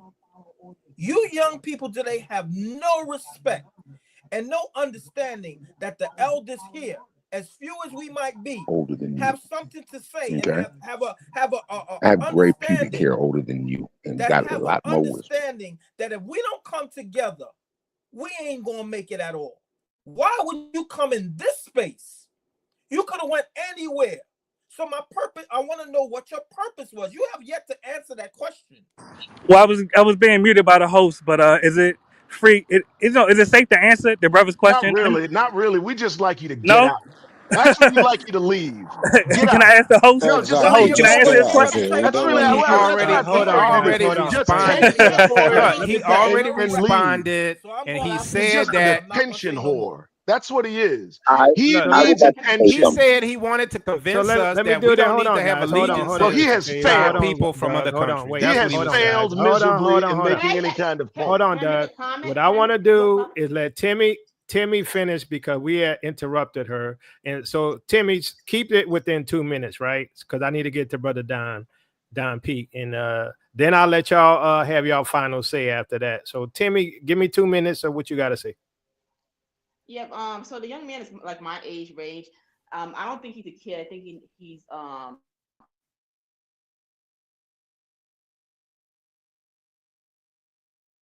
I noticed with a lot of models they have to defend that their other side. I guess he feels threatened by that, but I'm not saying anything disparaging about him. But understand that the African groups that did sell you, those people were Hamites. Those people are still there, and those people are the ones who actually oppressing the true Hebrew Israelite. And when you hear white people say, "Oh, we sold our own," that is deeper than that. And first of all, it was a few people who did that, but you have to look at the type of African people who did that. Those the groups that they have was dismantling, right? Like, You breaking up, Timmy? he is not our people. The Mandela, he is not our people. He's a Hamite. right? But they use him as a front, you see. So I need him to understand, whatever things that they told you about regarding like that slave trade, that was a small African group, and those were Hamites. Those were not even true Hebrew Israelites. Most of them were paid off through, and also it was white people who put them in those positions and gave them resources to actually go after different Hebrew Israelite African groups within those tribes. So I'm not saying that what you said is completely a lie, but it's kind of distorted. And Secondly, yes, go ahead. Timmy, and you're aware, and I appreciate your partial honesty. You're aware that Nigeria is deporting Ghanaians today, correct? Yes, we Uh Ghana huh. and Nigeria. Hold on, Ghana and Nigeria. We had dispute for a while. Okay, Exactly. but here's the thing. I have to say that Nigerians, particularly, we are high-minded people, and even the reason why I want to go to Ethiopia is because it's difficult to deal with Nigerians. Other African people, I think they are very humble. I would say that with Nigerian, they have a particular attitude that a lot of other African nations don't like. So I'm gonna speak truth to that. However, it also depends on the tribe that you come across. But yes, what you say is right, but not Yes. to the point. It's not to the point that you thinking of. No, but Yes. Timmy, just hear me out. It'll be so brief. One sentence. If African nations are deporting other Africans, what's wrong with the U.S. deporting Africans? I believe no. You absolutely right. So I feel like immigrants should So respect. Timmy, you're 2 minutes up. I gotta move on. Okay. Just get your final point made, and I'm gonna move on. Yeah, respect goes both ways, and I felt like a lot of immigrants have not given Black Americans proper respect. And yes, they're right; they're very brutal, and particularly with Asian and different Saudi nations. If we have tried that nonsense, it doesn't even matter if you're white American or Black American. If you came over there and try to go into the border, you will be severely punished. So I feel like the people who are coming in here who didn't come in the right way, they should be deported. I think that's kind of disrespectful, and that is a crime. So I'm going to be honest. I know many people came here respectfully, and they are even mad because So let me say this, and then we're gonna move on to Brother Don. Thank you for I your disagree. honesty, Timmy. I disagree with you, Timmy, and I disagree with you, Pamelaism. And the reason why I disagree, because y'all say they come in here illegally. Well, that's semantics, right? And the reason why it's semantics is because under the Biden administration over the last term, he opened the doors and invited everybody in. So don't tell me nothing about legal and illegal, right? When you open the door and say, come in and I'm gonna give you some money and some food and some housing and all that foolishness, right? That's stupid, right? So let's not say they came in here illegally when you had the door wide open inviting them in. All right. Now it's time to go. Brother Don. Young man, I want to say this to you. Peace. This is the second time you've been on this platform. You've been highly disrespectful to the elders. And here, what we prize first is the Most High, and to honor Him, and to honor Yahushua. And we honor Him by practicing and observing His law. You have violated His law so many times up on this channel, and I will not have it. You are not us. You are the ones that were told to be put away. How dare you boast against a natural branch? And you are despicable. The ilks like you said you would call ICE on Haiti? It is the ilks like you And the white little immigrants bastard. too, though. It's I the call ilks ICE on like white you. immigrants too. It's the ilks like you that caused Haiti to be in the situation it is in today. Mulatto little bastards like you. Now, what you need to do is go run your ass over onto your daddy's That's platform racist. and keep them aware of this. You goddamn right. You goddamn right. You voted against Samantha That's all France. right. You Mind can your take blood your ass pressure, out though, of here. brother. Watch your blood You can pressure. take your ass out of here. You can take your ass out of here. But All here's right, the much deal. love, King. Even now, I pray the Most High deal with you because he hates those who cause dissension. So I pray, even now, the Most High deal with you. I pray that he dispatches Malachim to handle you, I pray for to you too, King. silence you All in right, so whatever let me. way he Much needs to love, silence King. you. And I land there. All right, so let me say this. Pamelaism, thank you for coming on. Thank you for commenting. I'm gonna say this, bro. Don't ever come on again. We're not gonna allow you back on Because I again. You're cooked you? done. All right, peace. You're done. All right. So peace out. So look, fam, look, we're gonna get final comments from everybody that's here, but I'm gonna get my input on this, right? And I agree with Minister Tell right? Pamelaism is a coon, right? He's the type of brother that would be in the house with the master, right? And he get, he get all the good food and stuff, and he be sucking up to master. Samuel L. Master, Jackson on master, we Django. sick. Yeah, master, we sick, right? Just like Malcolm X would say, right? That's who he is. Master, we sick, right? That's the kind of brother he is, right? And so, we don't have no patience for that here. I allowed him to talk because it's good sometimes to get a different viewpoint and perspective, but that's not what we about here. I'm gonna tell you straight up what we about on this channel. We black first, we Israelite first, we Negro first. And if you don't like it, GTF, right? I don't care. We Negro first, right? And so, when you come up in here and you identify as Pan-Mulattism, we got a problem right there. Right? And your Puerto Rican wives, you can have them. I don't care if they Afro or not. Obviously, y'all lean more towards your European side, right? Which we don't over here, right? We don't. Look, That's I'm what not bothers trying to. me. I'm gonna tell you, he celebrates that side. Yeah, he celebrates that. While I'm not attacking trying to our get people. along with I can't that stick side. I'm trying to unite the two sticks. And that's Negroes, that's Africans, right? That's descendants of slaves, that people on the continent, Bantu, Yoruba. That's who I care about. The rest, all that gonna come together later. It's the two sticks that need to come together, and that's what we're about here. So, that's your last time on here. Never, ever, forever, ever, ever again, you're allowed on here. So don't even try. All right, so we're gonna get some final comments, and we're gonna start with you, brother Asaph. Final comments. Thank you very much for banning this young man on a permanent basis. Hold on, I'm hold on. very grateful. One second. What the hell is this? Twins, you Puerto Rican? Do I sound like I'm a freaking ass Puerto Rican? What the fuck? Excuse my language. I'm sorry. Look. I think he got confused. He was late to the game. Okay. Go ahead, brother.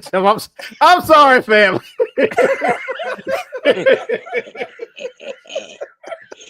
Oh boy. I would like to thank yourself and Minister Teyu for Brother Yakoba for your support over the years. And I must tell you that we in the UK at the Royal House of Yehuda Assembly, Betznitzikon, teach the same things you do. And we've been following your teachings quite closely. Many of the members, when we are teaching Bible study, says Brother Yakoba, Minister Teo says, You there, brother Asaph? Yeah, and we You real low. Yeah. We can't hear you anymore, brother Asaph. Can you hear me now? Yeah, we hear you now. Yes, you're back. I'm saying that many of us in the UK, in the Royal House of Judah and Betznitzikon, follow your teachings quite closely because they're biblically based. And Brother Yakoba, you've been 100% right on everything. I don't know if you got a red telephone line to the Shemaim up there, both yourself and Minister Teo, but we thank you for having us on. And the points you made today were on point, and you're always ahead of the curve. That's all I'll say, and I'll land my plane here. And thank you to your elders for not getting too steamy in here, because I know how emotional we all can be. All right, thank you, Brother ASAP, for coming on. All right, let's get final comments from you, Brother Eric. Shalom, Brother Yakoba. I had to come back on because all I heard was disrespect, and Brother Teo, sorry for there's no reason for you to apologize, because our enemies have to be exposed. You have to let them. We have to know our enemies and how they think. So you got to give them a chance to say what they say, so we can pinpoint it. So there's no confusion of who that individual is. Brother ASAP, sorry for cutting you off. My blood was boiling. And in regards to that gentleman, right? We have to guard ourselves from individuals like that at all costs. Now, I love my people. You understand? But if there's one thing I draw the line, is us hating us. That's where I draw the line. Now, doesn't mean I'm not going to pray for you if you're Israel, but I don't want you nowhere near me because I don't trust you. You're the same ones that say, let's go back to Egypt. You're the same ones that says, oh, let's make a deal with the Greeks. That's it. I have nothing else to say. Thank you. Love you. Bless you both. Keep up the good work. All right, thank you, Brother Eric. All right, let's get final comments, Brother Doug. Man, oh man, I was gone. I was done for the day until I saw this. Look, first, Brother Jacob, Brother Teo, to bring it back to levelness. This live today was extremely informative. It was very good. I've never seen that, brother, before. I've never been exposed to that kind of ignorance and disrespect. But it's good that we see those brothers exist. I really think it's good. As much as disruption as he brought to the game, and let me tell you something, he is high off what he has done. He is right now laughing and grinning. And he found what he'd done to be really just humorous to him. It's very typical of his age group lack of maturity. But it's also good to see the kinds of Negroes that we'll be forced to dispatch once we are amongst ourselves, because that one would be put down almost immediately, he and his 3 wives. And I wanted to say that to him, that he'd be put to death in more instance than any, for his disruption and disrespect of elders and folks who give him the blessing of even being on this panel. But to see that kind of ignorance, and he was self-satisfied in all that he was doing, and you handled him far better than any of us did. I commend you. My hat's off to you. You have more patience than any person I've ever seen. I do thank you for today's show. I also thank you for banning that clown forever. He tested every metal within me. And again, you're right in that we are in the same parallels as the the exposition. He's got me tongue tied. We're going through the exact same parallels. Trump is putting us through those same parallels. I agree with you 100%. And now I get to go rest. You have a wonderful day. All right, thanks, Brother Doug. We're gonna let you have final comments, Timmy. Yes. So, it's a good thing that we actually allow him to speak and see his mind.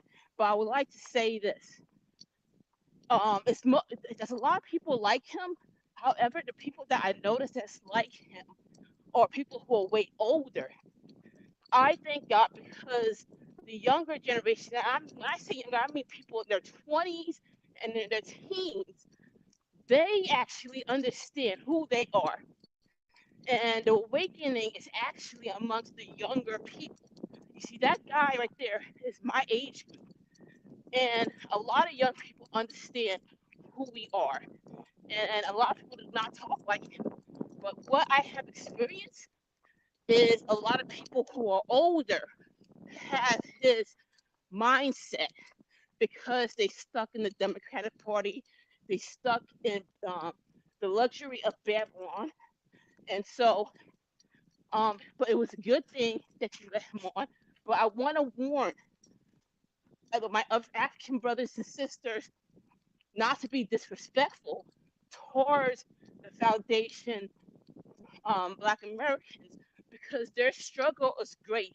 And I study a lot of Black history, and I have to say that I'm proud of you guys, because not only did you guys fought for your people, but you fought for other people in other nations. And I just think your history is amazing. And so I give you guys much respect. Praise y'all. All right, thank you, Timmy, for coming on. Brother Don P, final comment. First off, I want to say, not to let that take away from the awesome in-depth lesson you did. Very insightful. I thank you and your brother for both being obedient to the Most High, because I see you guys, not just YouTube, you guys give all the time. And so I want to thank you and I want to commend you for that.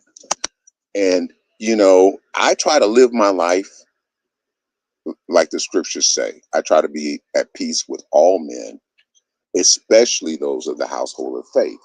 And, Yehuda's an old lion who will rouse him. That young manzer just riled a whole bunch of old lions. And when you come for the people that I love, old lion gonna tear you to shreds. And I just, I want our people to stay encouraged. We're living in some tough times, and appreciate that you guys are giving us the insights from where you see it, calling the balls and the strikes, calling it what it is, and just helping us to be in this moment, in this reality, and not to be deceived. And I want to thank you. I'll land there. Thank you, Brother Don P, for coming on. Mr. Tate.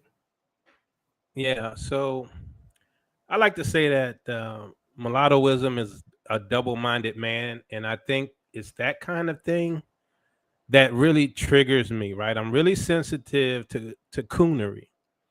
And this is not his first time where, if you listen to him before when he was on the show or when he was on Karis's show, and even today, he talks about Africans or Nigerians like they're not us, and he embraces the European, Afro-European side of him like it's a separate race. So he tries to include us in his category called Afro-Eurasian, right? He's trying to reclassify us as Afro-Eurasian and disassociate us with our people on the continent. And this is the type of language he has while double talking, saying, "Oh, well, I own land on the continent. So what are you talking about? Have you been to Africa?" Right? Double-minded, double talk. He's Steven and Django, right? And so, I'm sensitive to that kind of stuff because I seen the maneuvers he did every time he comes on, right? And my red flag goes up, right? It's like when Candace wears the White Lives Matter shirt with Kanye, and when she mentions it, and she shows herself with her White Lives Matter shirt next to CK, she grins ear to ear, right? She really hates her own. And I'm like, Candace, she's the ultimate female ruckus because she does not like her people, and she never embraces or says anything good about our people, right? And that's what this guy is. He's an Afro-Eurasian, a new category. And for some reason, he wants to link himself to us and try to categorize us something other than Afro-Israelite, right? And I'm not having it. And when he talks that trash about turning in our people who are from Haiti and all of that, like this is his country. This is not your country. You live here. You don't control anything. He's lucky not to have been in the wrong town with the wrong police doing a traffic stop. He's just lucky, right? And I'm sure his mom probably white, right? And this is why he has this divided loyalties. But all I'm saying to him is this was never the place for you to come. This is not the place for you to come and have dialogue. All right. This was never that type of place, and you should have known better. And that's all I have to say. All right, thanks, Minister Terry. So I'm gonna say this, fam. Once again, I apologize. That slipped out. I've been doing good. Yeah, I've been doing good. I've been doing good. I guess that's one of these days I got triggered, right? I apologize, but I'm gonna say this. I agree with Minister Terry. And the other thing, personally, that I'm not gonna have is, this division, right, between him being a Oreo cookie, right, and having to decide between the chocolate and the white cream filling. You see what I'm saying? I don't choose between the chocolate and the white cream filling. I'm chocolate, right? So that's the difference between us and him. Now, the other thing I'm gonna say is that this is the issue with interracial relationships and marriages and reproducing with other races, right? Is that it's going to cause divided loyalties, right? If if your mama and your daddy black, then your loyalties is to the black race, right? To the Israeli, right? But if you're mixed, you're going to have divided loyalties, right? So on one hand, they experience racism because they got black features more than likely. But then on the other hand, because they're a little lighter, they get a little extra privileges. Because, the darker you are, the more hate you get, right? And so, people like him, they exalt their whiteness, right? They exalt their whiteness. And, you notice, as Minister Tayu said, he pretty much didn't have anything positive to really say, if you listen close, about Africans. You notice that, right? He didn't really have anything positive to say about Africans, even though he'd been to Africa, bought land in Africa, and he considered himself an Israelite. But, I personally believe that he's a camp member, right? Which is why he got his 3 wives. Now, personally, I think polygamy is only going to work within the kingdom once we're back on the continent. I don't think it works, in captivity, but that's a whole nother show. Because I know the women going to get mad now. You're cold. Anyway, so also, there was I don't know if I showed this video. I'm going to show it because I don't remember playing it. Let me know if I showed this video, Mr. T. But I thought it was relevant to what I was talking about today. So I'm going to show this right quick. And we can call it quits. Completely, the Jesuits took over. They operate through the Jesuits. And the Jesuits took over the CIA in about 2002. And the CIA, the purpose of the CIA primarily... Huh? Can you do full screen? I mean, from the from here. StreamYard. Yeah, there you go. Okay, all right. So let's start over. These Iranian bloodlines, completely, the Jesuits took over. They operate through the Jesuits. And the Jesuits took over the CIA in about 2002. And the CIA, the purpose of the CIA primarily is to do assassinations. It has nothing to do with benefiting the American people. It's for benefiting these global ruling elite. The Bushes, the Clintons, these other presidential families are all servants. They're Zionist facilitators for the this hidden international global cabal. And other members of these bloodlines are, I said Castro and Leon Panetta, the Shah of Iran. The Shah of Iran is from the Pahlavi family. And in Italy, it's the Pallavicini family or bloodline. And Chi means the stock or the bloodline. So they're the ones running the world. And probably Kate Middleton, who married Prince William, I believe she has ancient Iranian bloodlines as well in her family history. These Iranian bloodlines complete. So I wanted to show that because, we have the infiltration within both the political and the spiritual of Catholicism, which is Eurocentric Christianity, which is Christianity, whether black churches or white churches, the doctrine is the same.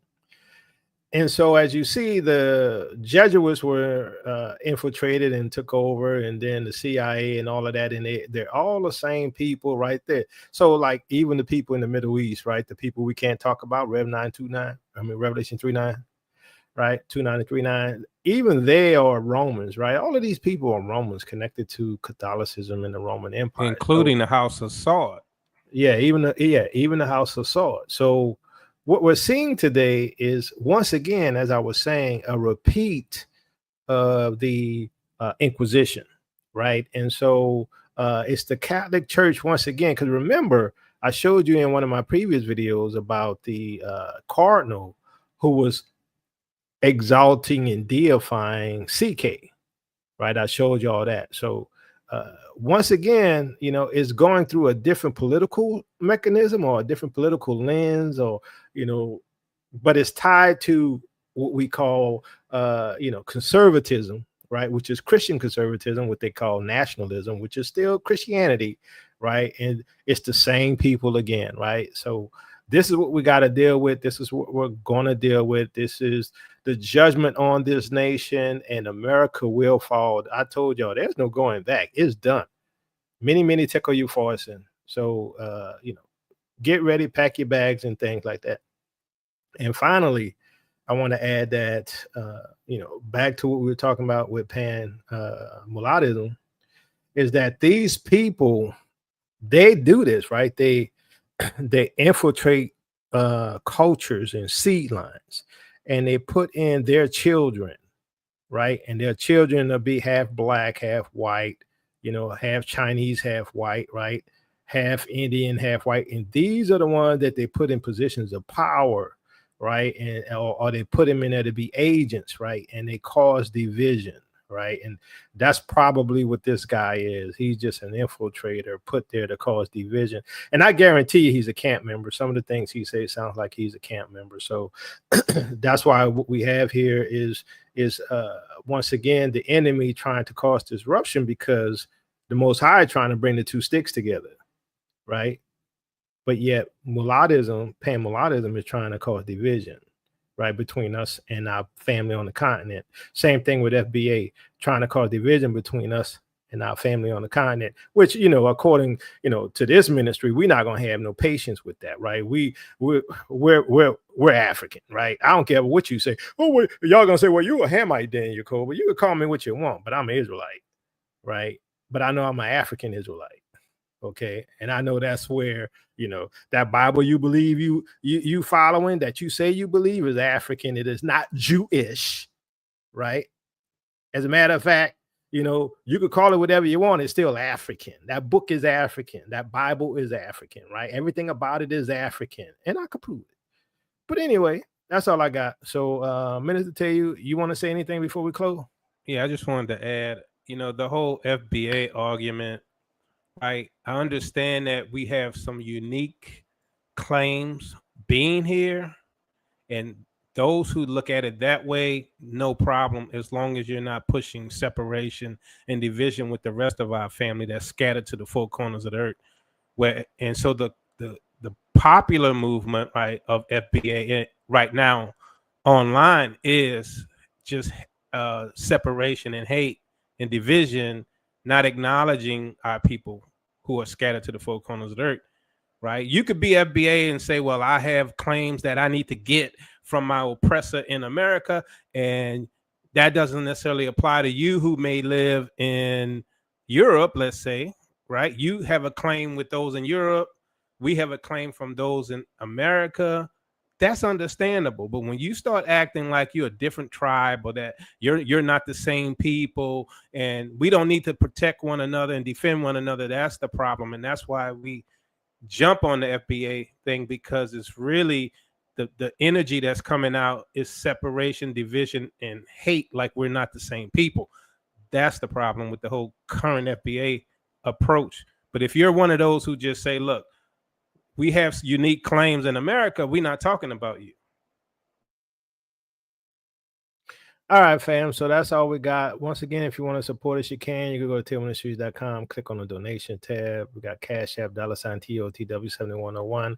And also, like I said, prepare, because, as fast as you see the news changing, right, events are happening. I guarantee you, the next, I would say, just my opinion, next 3 months, you're going to see all hell break loose in the next 3 months. And I know all hell already broke loose, when we look at COVID and all that kind of stuff. It's going to get bad, right? It's going to be dictatorial, going to remind you of World War II, Nazi Germany. So peace and blessings, Israel. Your captivity is ending. Love you with the love of Messiah. Well, family, the wait is over. The moment has arrived where truth emerges triumphant from the shadows of history. Introducing the true Jerusalem, the lost kingdoms of the Israelites, the groundbreaking work by me, Jacoby Vale, a journey into the past that reshapes the future.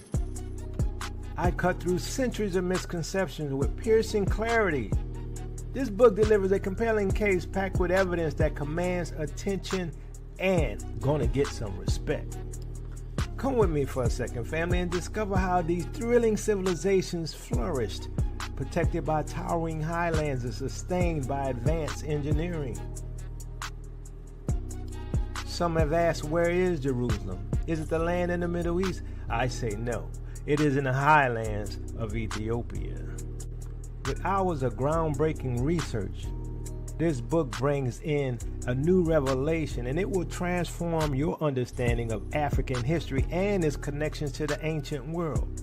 It's going to remove from your mind the conditioning by the Romans of what has really happened to our past.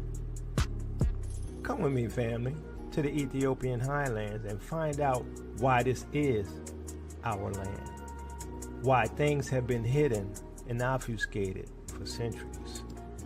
We are royalty, children of the Most High. What kind of land do you expect us to have? Dried up dirt in the Middle East, or land flowing with rivers? A land full of beautiful animals flowing with milk and honey.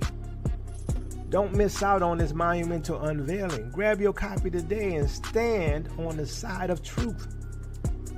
Visit Amazon.com or www.tailministries.com to purchase your book and join Jacoby Vale's teachings on Tail Ministries. Family, your journey to a hidden history has now begun. So family, get your copy of True Jerusalem, the Lost Kingdoms of the Israelites today. Journey to the heart of Africa, where history and legend converge to reveal the forgotten kingdoms of the Israelites and the true location of Jerusalem.